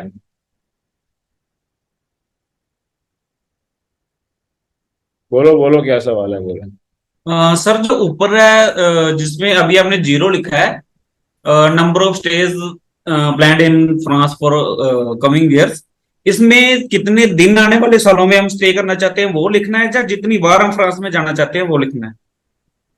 Number of stage लिखना है कि आने वाले टाइम में आप कितनी बार आना चाहोगे, तो हम कह रहे हैं मान लो अगर मैं सोचता हूँ कि अगले 5 साल में मैं 3 बार जाऊंगा, तो 3 लिखना है?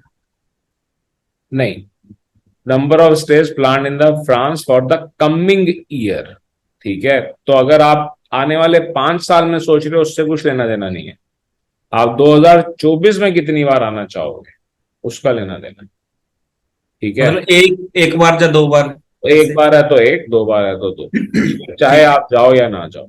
हमने यहाँ पे 0 क्यों लिखा, हमने इसलिए लिखा क्योंकि स्टूडेंट है, पढ़ने के लिए जा रहा है, उसके बाद वापस अपनी कंट्री में आके नौकरी करेगा या आगे स्टडी कंटिन्यू करेगा, वो हम कमिंग लेटर के अंदर रिफ्लेक्ट करते हैं ये सारी चीजें, तो इसीलिए 0 लिखना बेटर होता है। ऐसा थोड़ी ना है कि अगर आपने 0 लिख दिया तो आप दोबारा जा नहीं सकते, जा तो तब भी सकते। ठीक है, अगर हम विजिटर वीजा अप्लाई कर रहे हैं तो 1 लिखना चाहिए उस साल के लिए? 1 लिखना चाहिए, बिल्कुल 1 लिखना चाहिए। ठीक है।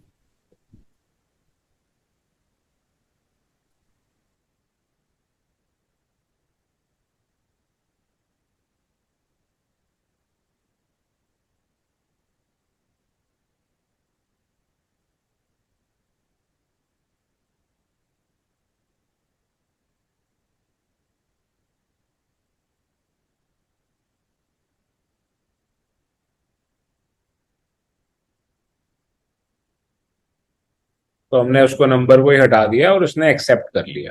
ठीक है, और ये बड़ा कॉमन है, और भी किसी कंट्री का जब आपसे नंबर मांगा जा रहा है आप उसे हटाकर ट्राई कीजिएगा, कई बार वो एक्सेप्ट कर लेता है।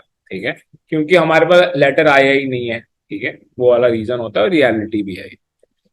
Okay, host person or organisation, a person will be accommodating me, no, हम ये दिखाना पसंद नहीं करते, इससे चांसेस कम होते आते हैं, चाहे हमारा कोई रिलेटिव है। ठीक है, a company organisation establishment will be accommodating me, जो बिजनेस के लिए जा रहे हैं या जिन्हों को उनकी कंपनी भेज रही है, तो हम ये करना पसंद करते हैं। माई hotel, the best is always my hotel. अगर मैं अपने कजन के पास जा रहा हूँ तो भी, अगर मेरा अपना घर है तो भी मैं पहली 2 रातें होटल में रहूंगा। ये रियलिटी है। आप सोचो ना कि आप कई साल में 1 बार जाते हो, घर जाओगे, बर्फ गिरी पड़ी होगी, पहले सफाई करवाओगे, सारा पानी वानी चेक करवाओगे, इलेक्ट्रिसिटी कराओगे, उसके बाद ही तो जाके रहोगे। ठीक है, ये रियलिटी है, तो रियल थोड़ा साउंड करेंगे तो बेटर रहता है। तो हमने यहाँ पे होटल लिख दिया। आप कह रहे हैं होटल का एड्रेस जो भी लिखे, जो भी अकोमोडेशन आप लिख रहे हैं उस अकोमोडेशन, अगर अपने भाई के घर जाके रह रहे हो तो उसके भाई का एड्रेस डालना है, ठीक है।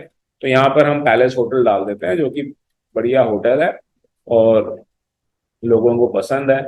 उनको भी लगता है अच्छा इतने महंगे होटल में रह रहा है तो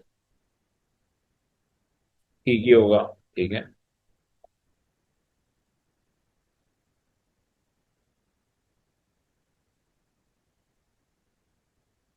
टेलीफोन नंबर होटल की वेबसाइट के ऊपर लिखा हुआ होता है, तो वो आप यहाँ वहां से ले लीजिए।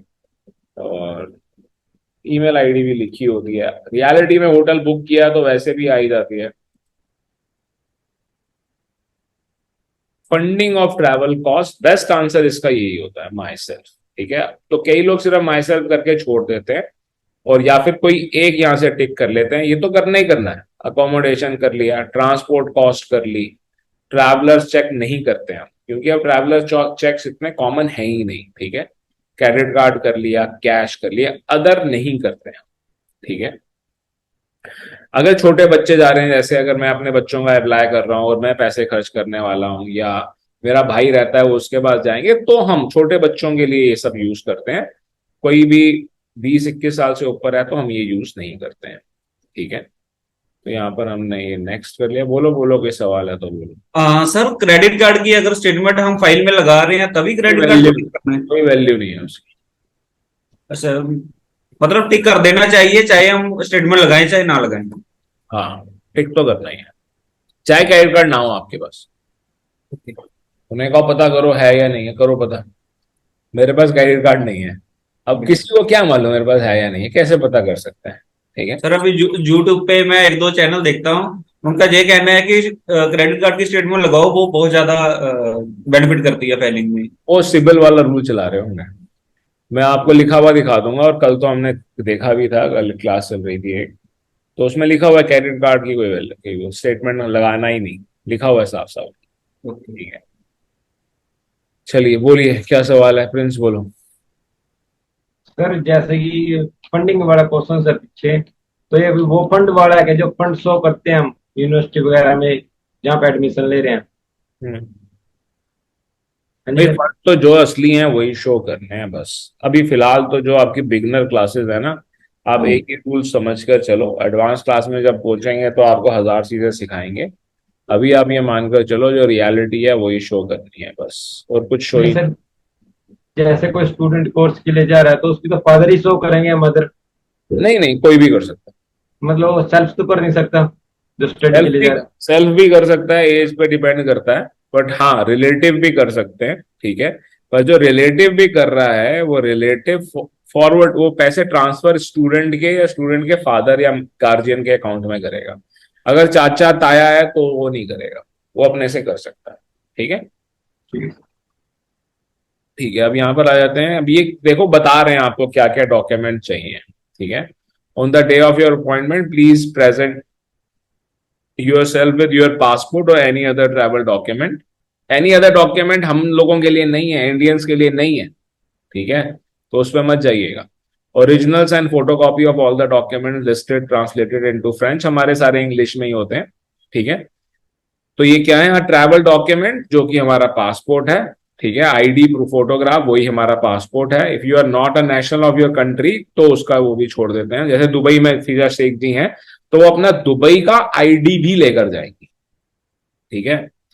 If you have an official travel document, जैसे मैंने बताया होता है पुलिस वालों के पास या फौजियों के पास, जो भी है। Purpose of travel stay, booking of the round trip ticket, देखो साफ साफ बोल रहे हैं कि booking of round trip ticket और itinerary except for the student competition, student certificate of registration in a higher education or training institution, or any documentary evidence relating to an educational stay, ठीक है, proof की admission हो रखा है। Student competition countries with EEF एट्यूडस in France, उनका registration होता है फ्रांस के अंदर, जो भी इंस्टीट्यूट फॉरनर्स को पढ़ा रहा होता है वो सर्टिफिकेट चाहिए, ठीक है। EEF ID नंबर चाहिए। Countries outside EEF student in France notice to attend a competitive recruitment exam or interview, तो वो लोग अगर स्पेशल कोई कर रहे हैं तो वो एक अलग से उसका नोटिस देते हैं, उसका वो डॉक्यूमेंट हमारे को देते हैं, वो हमें लगाना होता है, ठीक है, अब देखो फंड्स की बात आ गई। Certificate mentioning the amount and the duration of scholarship, अगर स्कॉलरशिप मिली है तो। अकोमोडेशन, होटल रिजर्वेशन और रेंटल एग्रीमेंट, बिल्कुल सही बात है। जो हम अपार्टमेंट वगैरह बुक करते हैं यूरोप के अंदर, यहीं पर ही आप ऑनलाइन ही रियलिटी में एग्रीमेंट साइन होता है। 3-4 पेज का एग्रीमेंट होता है, बहुत सारा कंटेंट होता है उसके अंदर, साइन होता है, उसकी कॉपी होती है, वही लगाना होता है। अगर 11 पेज का भी है तो 11 पेज का लगाओगे आप। ठीक है। ट्रैवल हेल्थ इंश्योरेंस, जो कि बड़े आराम से ऐसे चुटकी बजाते हैं और बन जाती है। 400-500 रुपए की ये बनती है, कोई महंगी नहीं होती। ये 30,000 गॉड फॉरबिड्स तब मिलते हैं जब कोई इंसान मर जाता है। तो 30,000 यूरो का मतलब ये नहीं है कि बहुत महंगी होगी। ठीक है। तो ये हमने फॉर्म पूरा कर लिया, कंटिन्यू कर लेते हैं और डाउनलोड भी करेंगे इसको हम। अब देखो एक फॉर्म तो भर दिया हमने, अगर इनके साथ इनकी कोई फ्रेंड भी जा रही होती या कोई इनकी मदर फादर जा रहे होते तो हम यहाँ पर ऐड एन एप्लीकेशन करते हैं। ठीक है, अगर बच्चा भी जा रहा है तो उसका भी ऐड एन एप्लीकेशन करेंगे। ठीक है। और ये आ गया हमारा वीजा ऑन वेब नंबर, इसे VOW भी कहते हैं। ठीक है। और ये वो चेक करते हैं जब हम अपॉइंटमेंट उसके लिए जाते हैं बायोमेट्रिक के लिए, तो ये नंबर होना जरूरी है। जो वो वीजा फॉर्म लेकर जाते हैं जिसपे ये नंबर नहीं होता, तो फिर वो 2500 रुपए ले लेते हैं वहां पे कि जी आप 2500 रुपए दे दीजिए, क्योंकि ये तो आपके पास है नहीं। राइट। तो अभी फिलहाल हम इसे कंटिन्यू कर लेते हैं, हम सोच लेते हैं अकेली एप्लीकेशन थी। ठीक है। और have you check for each of your application that the data in the, हाँ हमने सब चेक कर लिया, इसे यस करके हम ओके कर देते हैं। ठीक है। और एप्लीकेबल रेट वगैरह सही है। ठीक है। अभी कोई पैसे नहीं मांग रहे, ये पैसे वहीं देने हैं VFS में, इस केस में हमारे को। सबमिट।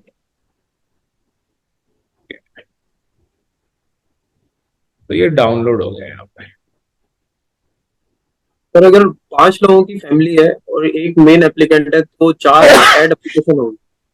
हाँ बिल्कुल, 5 लोगों की फैमिली है, एक मेन एप्लीकेंट है, फॉर्म पांचों का भरा जाएगा, किसी एक का नहीं भरा जाएगा। तो उसमें सर डिटेल आ जाएगी ऐड ऑन एप्लीकेंट में, उनका जब क्लिक करेंगे डिटेल आ जाएगी, फॉर्म आ जाएगा उसका। बिल्कुल आ जाएगा, जैसे जैसे आप ऐड करते जाओगे वैसे वैसे आता जाएगा। तो क्या अभी आपने किया था तो फॉर्म आया नहीं वहां पे? मैंने किया ही कहा, आपने वो ब्लू पे किया था ऐड ऑन एप्लीकेंट पे? मैंने किया ही नहीं था, मैं तो बता रहा था कि वहां करना है। मैं करता तो जरूर आता, आपके करने पे आए या ना आए, ठीक है, मेरे करने पे तो जरूर आता। मैंने किया नहीं। ठीक ठीक है। और ये देखो ये डाउनलोड हो गया, आप लोगों के सामने है। और मेरे से ये मांग लेना क्लास खत्म होते ही, कल मत मांगना, आज ही मांग लेना, और ये मैं आपको भेज दूंगा। ठीक है। है सर। और और सर इसमें जैसे फोटो नहीं है, फोटो हमारी वहाँ पे, वो फोटो लेकर जानी है ना, पहले तो बता दिया था। हाँ वो VSA में जाके सबमिट होगी। हाँ ये देखो ये एप्लीकेशन नंबर यहाँ पर आ गया। ओके। ठीक है। तो ये एप्लीकेशन नंबर उन्हों के डेटा से मैच होता है। Okay sir. ठीक है। तो ये इसीलिए वो कहते हैं ये आप फॉर्म गलत भर के आए हो और आप ये ले जाके भेज देते हो। ठीक है। कोई भी भर लिया, क्योंकि PDF मिलता है ना, आप शैनेगन का देखो, जैसे ही हमने निकाला वैसे ही आप वैसे भी PDF डाउनलोड कर सकते हो और हाथ से भी भर सकते हो, वो वैलिड नहीं है। ठीक है। मैं आपको करके दिखा देता हूँ। उल्टी सीधी चीजें भी बड़ी सारी खुली रहती हैं यहाँ पर।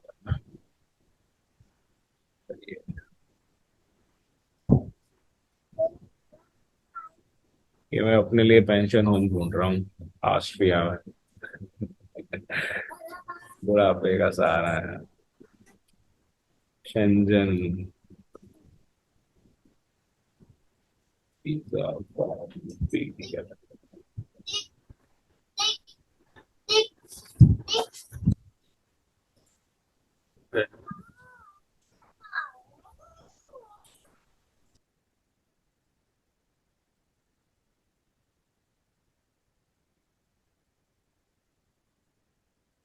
अब जैसे ये फॉर्म आ गया तो यहीं से ही डाउनलोड कर लेता है एजेंट, और यही भर के क्लाइंट को थमा देता है। क्लाइंट वहां जाता है और वीएफएस वाले कहते हैं ये क्या ड्रामा है। वो कहते हैं 2500 रुपए दो। 2500 रुपए की तो कोई बात ही नहीं है, यहाँ तो खेल ही लाखों का है। बट आपके होने का फिर फायदा ही क्या हुआ। एडिटिंग करता है सर वो। एडिटिंग भी करते हैं, क्या कहते हैं, पीडीएफ फिलर से भर देते हैं। एडिटिंग नहीं करते वो जो 2500 रुपए मांगेंगे वो कहेंगे हम भरेंगे। नहीं, एजेंट जो ऐसे गूगल से डाउनलोड करके और एडिट नहीं करता, वो खाली आता है। अच्छा कर लिया तो ठीक है। खाली है, ठीक है। तो उसमें तो एप्लीकेशन नंबर ही नहीं आएगा। उसमें एप्लीकेशन नंबर ही नहीं आएगा, वही तो कह रहा हूँ मैं। उसमें एप्लीकेशन नंबर नहीं आएगा। अभी भी जैसे पोलैंड वगैरह है, इनोके में नहीं आता, ठीक है। लाटविया का करो आप, नहीं आता एप्लीकेशन नंबर और वो एक्सेप्ट होता है। पर फ्रांस का यही वाला एक्सेप्ट होगा, बेल्जियम का ऐसे ही एक्सेप्ट होगा, पोर्तुगल का ऐसे ही एक्सेप्ट होगा। तो जिन्हों का अपडेटेड है उन्हों का तो आपको यही करना पड़ेगा, समझे। बोलो राजेश, क्या सवाल। ये जो एमबीसी की फीस होगा और बीएसएफ की फीस है, तो ये बीएसएफ में भरना होगा कि ऑनलाइन भरना नहीं, होगा? वही नहीं, ऑनलाइन नहीं भरना। शैनेगन के केस में नहीं भरना, यूके के केस में ऑनलाइन भरना होता है। इसके केस में नहीं भरना, वहीं पर ही देना है। और वहां पर वो सारी ऑप्शन दे रहे हैं। वहां पर आप डेबिट कार्ड से पे कर दो, कैश पे कर दो, स्कैन कर दो, नेट बैंकिंग कर दो, वो सारी ऑप्शन दे रहे हैं वहां पर। तो सर इसकी फीस चार्जेस क्या होते हैं? 80 यूरो फीस है। ओके शैनेगन की वीजा फीस जो है वो 80 यूरो है, ठीक है। Okay sir. अब वो यूरो के हिसाब से कन्वर्ट करके आप मान के चलो 6-7 हजार रुपए, ठीक है, या 8 हजार रुपए। और इसके अलावा अपॉइंटमेंट भी तो लेना है। अभी तो हमने सिर्फ फॉर्म भरा है, तो नेक्स्ट क्लास में हम अपॉइंटमेंट ले लेंगे वीएफएस का। तो उस अपॉइंटमेंट के भी 2500 रुपए आप मान के चलो। अपॉइंटमेंट 2000 से 3000 के बीच में कुछ भी चार्ज कर रहा है। वीएफएस भी उल्टा सीधा चार्ज कर रहा है, ठीक है। लुधियाना में कभी नहीं करता, कभी लुधियाना में कर लेता है, दिल्ली में करता ही करता है, ठीक है। गुड़गांव में नहीं की। तो हमने तो ऐसा किया है कि स्विट्जरलैंड से अपॉइंटमेंट ली दिल्ली की, ओ सॉरी, स्विट्जरलैंड के लिए अपॉइंटमेंट ली, लुधियाना सेलेक्ट करके फ्री ऑफ कॉस्ट, और फिर उसके बाद अपॉइंटमेंट चेंज कर लिया दिल्ली का, ठीक है। जबकि यहाँ दिल्ली के अंदर दे रहा था 1900 रुपए की अपॉइंटमेंट। बच गए ना, 6 लोग थे। और सर एक चीज और, जैसे हस्बैंड वाइफ ने अप्लाई किया अपने बच्चों के साथ, बच्चों की एज छोटी है सर, 14 साल 13 साल 12 साल, तो उनकी भी फीस लगेगी क्या? 14 साल के बच्चे छोटा होता है। लेकिन है तो चिल्ड्रन, माइनर नहीं है। तो उनकी फीस लगेगी क्या सर? 12 साल से कम की नहीं लगेगी, उससे ऊपर लगेगी। अच्छा ठीक है सर, ठीक है, हाँ जी हाँ जी। ठीक है। और कोई सवाल? चलिए ठीक है, अच्छा लगा। अब हाँ, बोलो बोलो बोलो। सर इसमें ये एप्लीकेशन फॉर शेंगन वीजा है, मैंने जर्मनी का देखा था, तो उसमें लिखा था if you apply for more than 90 days तो आपको नेशनल वीजा अप्लाई करना है। तो ये प्रोसेस सेम है या फिर अलग है? 100% सेम प्रोसेस, अच्छा, बिल्कुल सेम प्रोसेस, कोई difference सर एक क्वेश्चन पूछना था। नहीं। बोलो बोलो। जैसे आप ये लाइव रिकॉर्डिंग हमारे साथ बात कर रहे हो, ये जूम के ऊपर हो रही है जो ओबीएस के ऊपर? ये जूम पर हो रही है, कहीं देखो दिखा रहा है ऊपर जूम मीटिंग। और ये पेड वर्जन है, नहीं तो जो फ्री वाला वर्जन होता है वो 40 मिनट में बंद हो जाता है। हाँ, इसलिए ये पेड वर्जन है, और क्लाउड के ऊपर ये रिकॉर्डिंग नहीं हो पाती है, नहीं हो रही है, क्योंकि मेरी क्लाउड जो है वो 3000 टाइम फिल हो चुका है। तब क्लाउड ये जूम वाले क्लाउड के पैसे नहीं लेते थे। अब वो क्लाउड के इतने पैसे मांग रहे हैं कि मैं सिर्फ कंप्यूटर में ही सेव करता हूँ कभी कभी, फिर मैं अपने मैनेजमेंट को वो अपलोड करते हैं, और कुछ वीडियोस हम आपके साथ शेयर कर पाते हैं, कुछ नहीं कर पाते हैं। ये वीडियो आप सब अगर चाहें तो मांग लीजिएगा, मैं शेयर कर दूंगा, ठीक है। क्योंकि ये बड़ी इंपॉर्टेंट है, फॉर्म भरना है, आगे भी आपको यूज करनी होगी। देख भी लेना और प्रैक्टिस भी कर लेना, छुट्टी है, ठीक है। 3-4 बार फॉर्म भर के प्रैक्टिस कर लेना, और कोई दिक्कत आएगी तो व्हाट्सएप करके पूछ भी लेना। सर मैं कल या परसों जो मेरे पास एक क्लाइंट है उसके मैं सारे डॉक्यूमेंट आपको भेजता हूँ।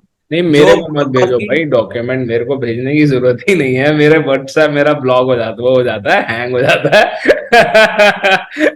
और फिर मैं अपनी बीवी के व्हाट्सएप नहीं पढ़ पाता हूँ। ठीक है, मेरे को मत भेजो, मुझे आप सिर्फ थोड़ा सा बता दोगे ना, मैं उतने में ही समझा दूंगा। डॉक्यूमेंट में देखता भी नहीं हूँ, बड़ी ऑनेस्टली मैं बता रहा हूँ आपको। कई बार बच्चे 10-10 15-15 वो भेज देते हैं, मैं देखते हैं, मैं सवाल पूछता हूँ उनसे, भाई ये बताओ ये बताओ। ठीक है, आप सिचुएशन भेजो कि भाई देखो अकाउंट में इतने पैसे हैं, बिल्कुल सिचुएशन है, ये एज है, ये वो काम करता है। आप सिर्फ इतना बता दोगे ना, मैं आपको जवाब दे दूंगा। किस टाइप की आईटीआर है वो भी। हाँ बिल्कुल, इतना आप मुझे बता दोगे। आप थोड़ा सा ब्रीफ भेजो सिर्फ। मैं कई बार बोलता हूँ स्टूडेंट को, आप कवरिंग लेटर बनाओ। वो कहते हैं जी कवरिंग लेटर तो लिखना ही नहीं आता। तो मैं कहता हूँ भाई लिखो तो सही, कुछ तो लिखोगे। जो आप लिखोगे मुझे उससे समझ में आ जाएगा कि सिचुएशन क्या है, मैं उसे ठीक भी कर दूंगा और आपको बता भी दूंगा क्या करना है। ठीक है, तो सबसे बढ़िया ये है कि आप छोटा सा कवरिंग लेटर लिखो या सिर्फ सिचुएशन ही लिख दो, मैं बता दूंगा। डॉक्यूमेंट मत ठीक भेजना। है। फिर भी आपको कोई लगता है कोई डॉक्यूमेंट भेजना है तो जरूर भेजो। ठीक है, ऐसा नहीं है कि मैं नहीं देखूंगा। और कोई बहुत हैवी फाइल है तो ईमेल करो। मेरी ईमेल आईडी बहुत बढ़िया सी है, मैं आपको लिख के देता हूँ मेरी ईमेल आईडी क्या है। ये मेरी ईमेल आईडी है। और मैं ईमेल भी उतनी फ्रीक्वेंटली चेक करता हूँ जितना फ्रीक्वेंटली व्हाट्सएप चेक करता हूँ। ओके ठीक है ऐसा सर। नहीं है कि मैं ईमेल ईमेल व्हाट्सएप के बगैर नींद आ जाती है, ईमेल के बगैर नहीं आती है। ये मेरी ईमेल आईडी है, ठीक है faculty@tourismschool.com। ठीक है। मंगलवार वाली क्लास में उसका बुक देखेंगे सर। हाँ हाँ बिल्कुल बिल्कुल देखेंगे। ठीक है, बोलो और भी सर क्या सवाल है। सर जैसे जैसे हमने ना जिस ईमेल से लॉगिन किया था, उसके बाद दूसरी ईमेल भी डाली थी, वो दोनों ईमेल क्लाइंट की तो उसमें नहीं होगी ना दूसरी ईमेल? नहीं, एक तो मैंने फैकल्टी वाली डाल दी, बड़ा अच्छा सवाल आपने पूछा। अब देखो, एक से तो हमने लॉगिन क्रिएट किया था और फॉर्म हमने भर दिया। हाँ देखते जी। हैं कि उस ईमेल पे कोई इंटीमेशन आई या फैकल्टी वाले पे आई। ठीक है, इसीलिए मैंने दूसरी डाली थी कि इंटीमेशन किस पर आती है। ठीक है, और अभी देख भी लेते हैं हम।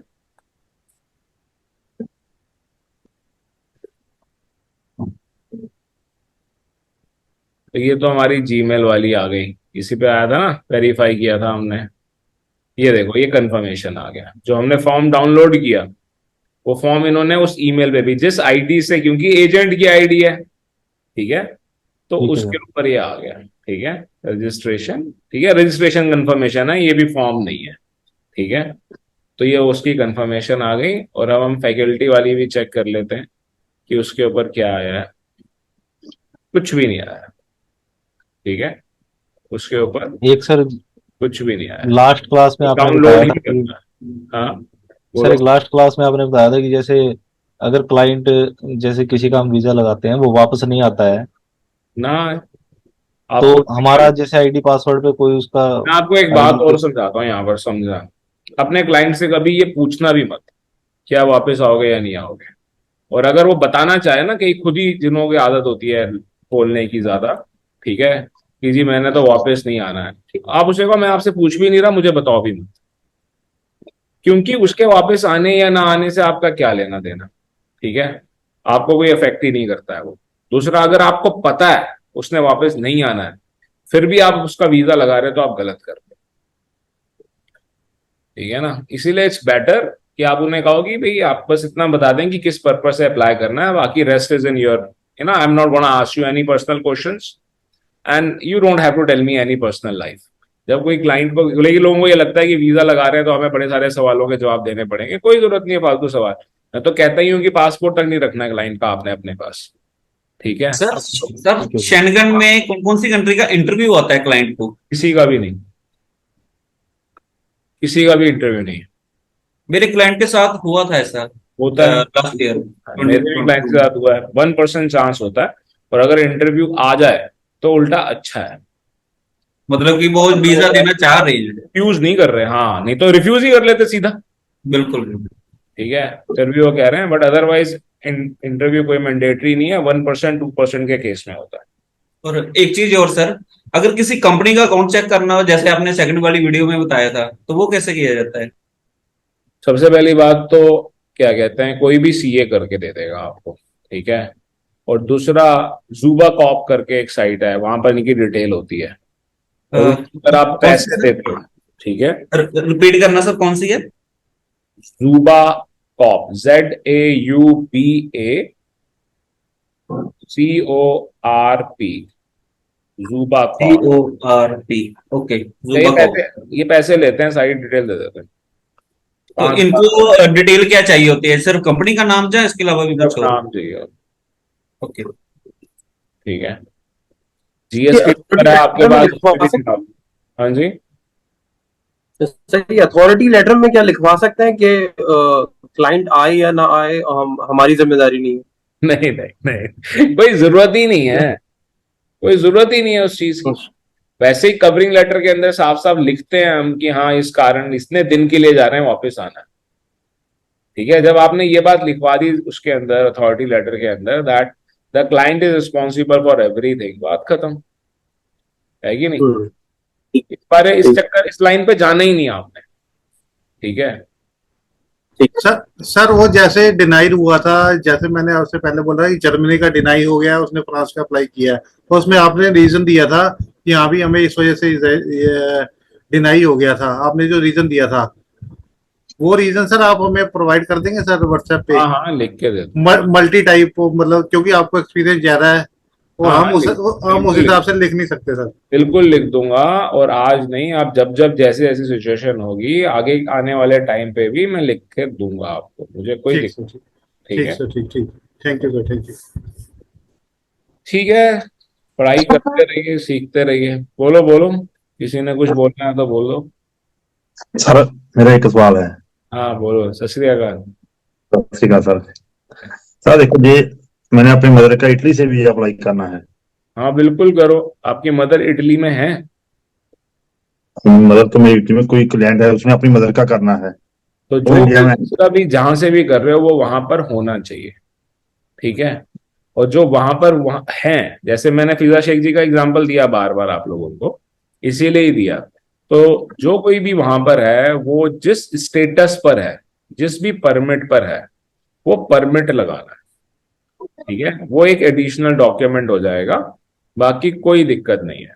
अगर आप ये कह रहे हो कि इंडिया का करना है ना, जैसे एक बार आपने फोन पे मुझसे बात की थी कि इटली में रहने वाले लोग इंडिया का करना चाहते हैं, तो आपके कोर्स का पार्ट नहीं है, पर ये मैं कराऊंगा, क्योंकि बड़ा मजा आएगा करने में, ये इंडिया का कैसे लगता है।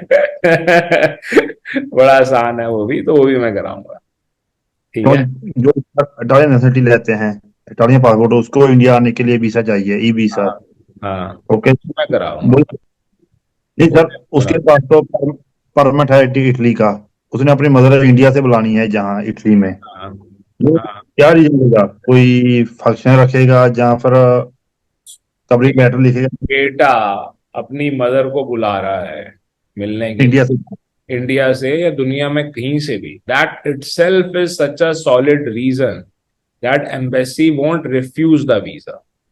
ठीक है, तो हम सिर्फ बढ़िया सा जो हमने आज प्रोसेस किया उसी ढंग से फॉर्म भरा जाएगा। वहां पे भी ऑप्शन आ रही थी कि क्या आप किसी विजिटिंग फ्रेंड्स एंड रिलेटिव को जा रहे हो, जैसे हम स्टडी कर रहे थे तो हम वहां पे VFR करते हैं, इसे शॉर्ट फॉर्म में VFR कहते हैं।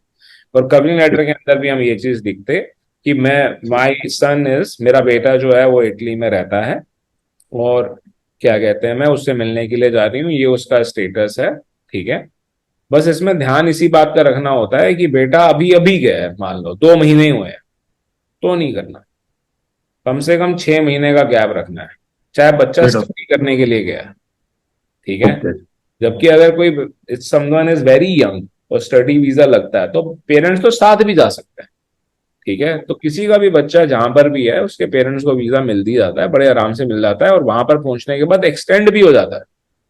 ठीक है, जैसे 3 महीने का लिया और 3 महीने का एक्सटेंड कर लो, करते करते 12 महीने तक भी एक्सटेंड कर सकते होते हैं।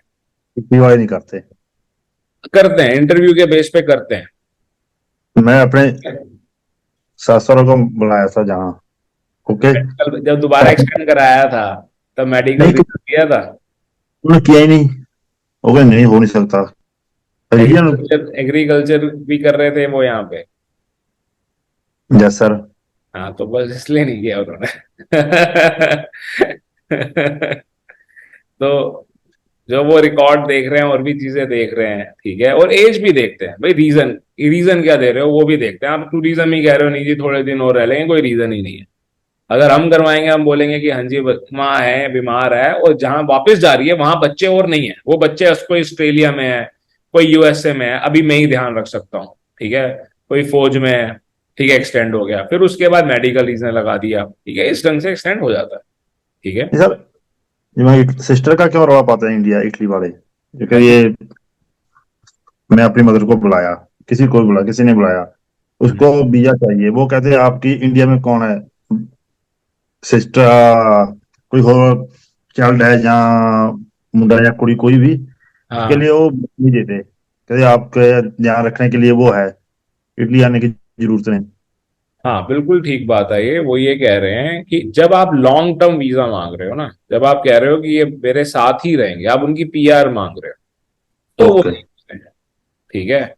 अगर कोई ये कह दे कि नहीं, यहाँ पर भी इंडिया में भी बच्चे नहीं है, या इंडिया में जो बच्चा है वो खुद इस लायक ही नहीं है फाइनेंशियल्स, मेंटली या कुछ भी, तो मिल जाता है, ठीक है, अदरवाइज नहीं मिलता, ठीक है। और एक कारण मैं आपको और भी बताता हूँ, कई लोग जानबूझ के ही अपने पेरेंट्स को नहीं बुलाना चाहते, ठीक है, खुद रह रहे हैं इटली में या नीदरलैंड में कहीं पर भी, ठीक है, और एक भाई उनका या एक बहन उनकी इंडिया में रह रही है, एक भाई या बहन उनका ऑस्ट्रेलिया में रह रहा है, ठीक है, तो कहते हैं कि जी नहीं, यहाँ से एम्बेसी नहीं दे रही, एम्बेसी नहीं दे रही, क्योंकि वहां पर जो भाई है उसके साथ रह ही सकते हैं। बट एक्चुअली हमेशा ये रीजन करेक्ट नहीं होता है, ठीक है। There are always ways that a person can take PR for their parents, जबकि चाहे उसके और भी ब्रदर सिस्टर हो, ठीक है। बोलो मौसम, क्या सवाल है? सर ये जो जब शेंगन में स्टूडेंट वीजा लगवाते हैं तो ये एपीएस सर्टिफिकेट क्या होता है सर इसमें? यानी ये मैंडेटरी लिखा हुआ है सर हर जगह।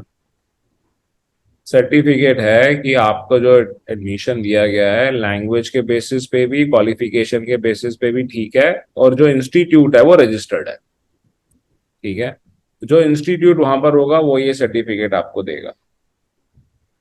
ये सर इंडिया में देगा या फिर मतलब कहाँ जब से हम मिल? एडमिशन लेंगे तो वो हमारे को दे देगा। ओके, एंड ये डॉक्यूमेंट्स के साथ में अपने को एपीएस लगाना पड़ेगा ये सर्टिफिकेट? कराना पड़ेगा। आप अपोस्टल की बात कर रहे हो? क्या सर? आप अपोस्टल की बात कर रहे हो वर्क परमिट के लिए? नहीं नहीं सर, ये क्या होता है कि जर्मनी के मैं कोई यूनिवर्सिटीज देख रहा था एंड वहां पे लिखा हुआ था कि आपको लैंग्वेज के या अपने डॉक्यूमेंट्स को वेरीफाई करने के लिए आपको एपीएस सर्टिफिकेट चाहिए होगा। हाँ So, बिल्कुल, वेरिफिकेशन है, ठीक है, और जैसे कि हम WES करते हैं उसके बेसिस पर ये होता है, और ये सिर्फ जर्मनी ज्यादा कर रहा है, ठीक है, जर्मनी के जर्मनी के लिए ही करना पड़ता है, अदरवाइज हमारे को बाकी शेंगन के लिए उनके किसी की अलग रिक्वायरमेंट भी हो सकती है, ठीक है। और ये इन्होंने इंडिया के लिए ही शुरू किया है, अगर यही हम पाकिस्तान के लिए कहें तो उसके लिए नहीं कर रहे हैं। सर इसमें टूरिस्ट बेस पे फैमिली ने अप्लाई करना, उसके लिए कम से कम फंड कितना चाहिए होगा, कितना शो करना पड़ेगा? बड़ा सिंपल सा, पहली बात तो ये समझो आप कि जो अर्निंग दिखाई जाती है वो अर्निंग इतनी होनी चाहिए कि वो रियलिटी में यूरोप ट्रैवल कर सकते हो, अफोर्ड कर सकते हो। पैसे कितने हैं सिर्फ वो मैटर नहीं करता, ठीक है, पहली चीज। दूसरी चीज कि मान लीजिए कि कोई 10 दिन के लिए जा रहा है, if someone is going for 10 days और उसका जो एक्सपेंस है वो 5 लाख रुपए है, ठीक है, तो इट्स बेटर कि आप 15 लाख रुपए दिखाएं। मतलब जितना एक्सपेंस होना है उससे 3 गुना दिखाना है, ये रूल बनाकर चलिए। अगर ये रूल आप फॉलो करोगे तो फंड्स को लेके दिक्कत नहीं आएगी, वीजा मिल जाएगा, ठीक है। ठीक सर, ठीक। और कोई सवाल? ठीक है, जो मैंने आपको बताया प्रैक्टिस। बोलो फीजा शेख जी, बोलिए, सवाल पूछिए, क्या है? सर थोड़ा सा कनाडा का बता सकते हैं?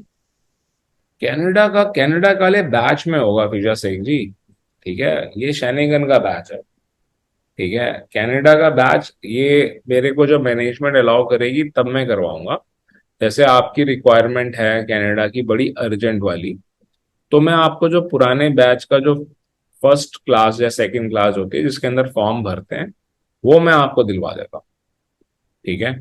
तो उसको देख के आप कर लो और अपनी एप्लीकेशन सबमिट कर लो, ठीक है। एक बार रितु मैम से बोलेगी, आप उनको ये बोलिए, आप उनको ये मत बोलिए कि मेरे को क्लास में डालिए, क्योंकि बैच के साथ ही डाला जा सकता है, ठीक है, अकेले को तो नहीं पढ़ाया जा सकता। और अगर बेसिक ही नहीं किया, जितना आपको ये आसान लग रहा है, कनाडा थोड़ा मतलब ज्यादा टाइम कंज्यूमिंग हो जाने वाला है, ठीक है।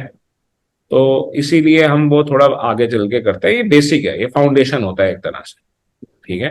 तो मैं रिकॉर्डिंग दे दूंगा, उसको देख के आप कर पाओगे, आराम से कर पाओगे, ठीक है। आप रितु मैम से बोलिएगा कि आपको रिकॉर्डिंग प्रोवाइड करवाएं, ठीक है। और कोई सवाल? ठीक है, फिर यहीं पर ही क्लास खत्म करेंगे। Thank you, bye bye.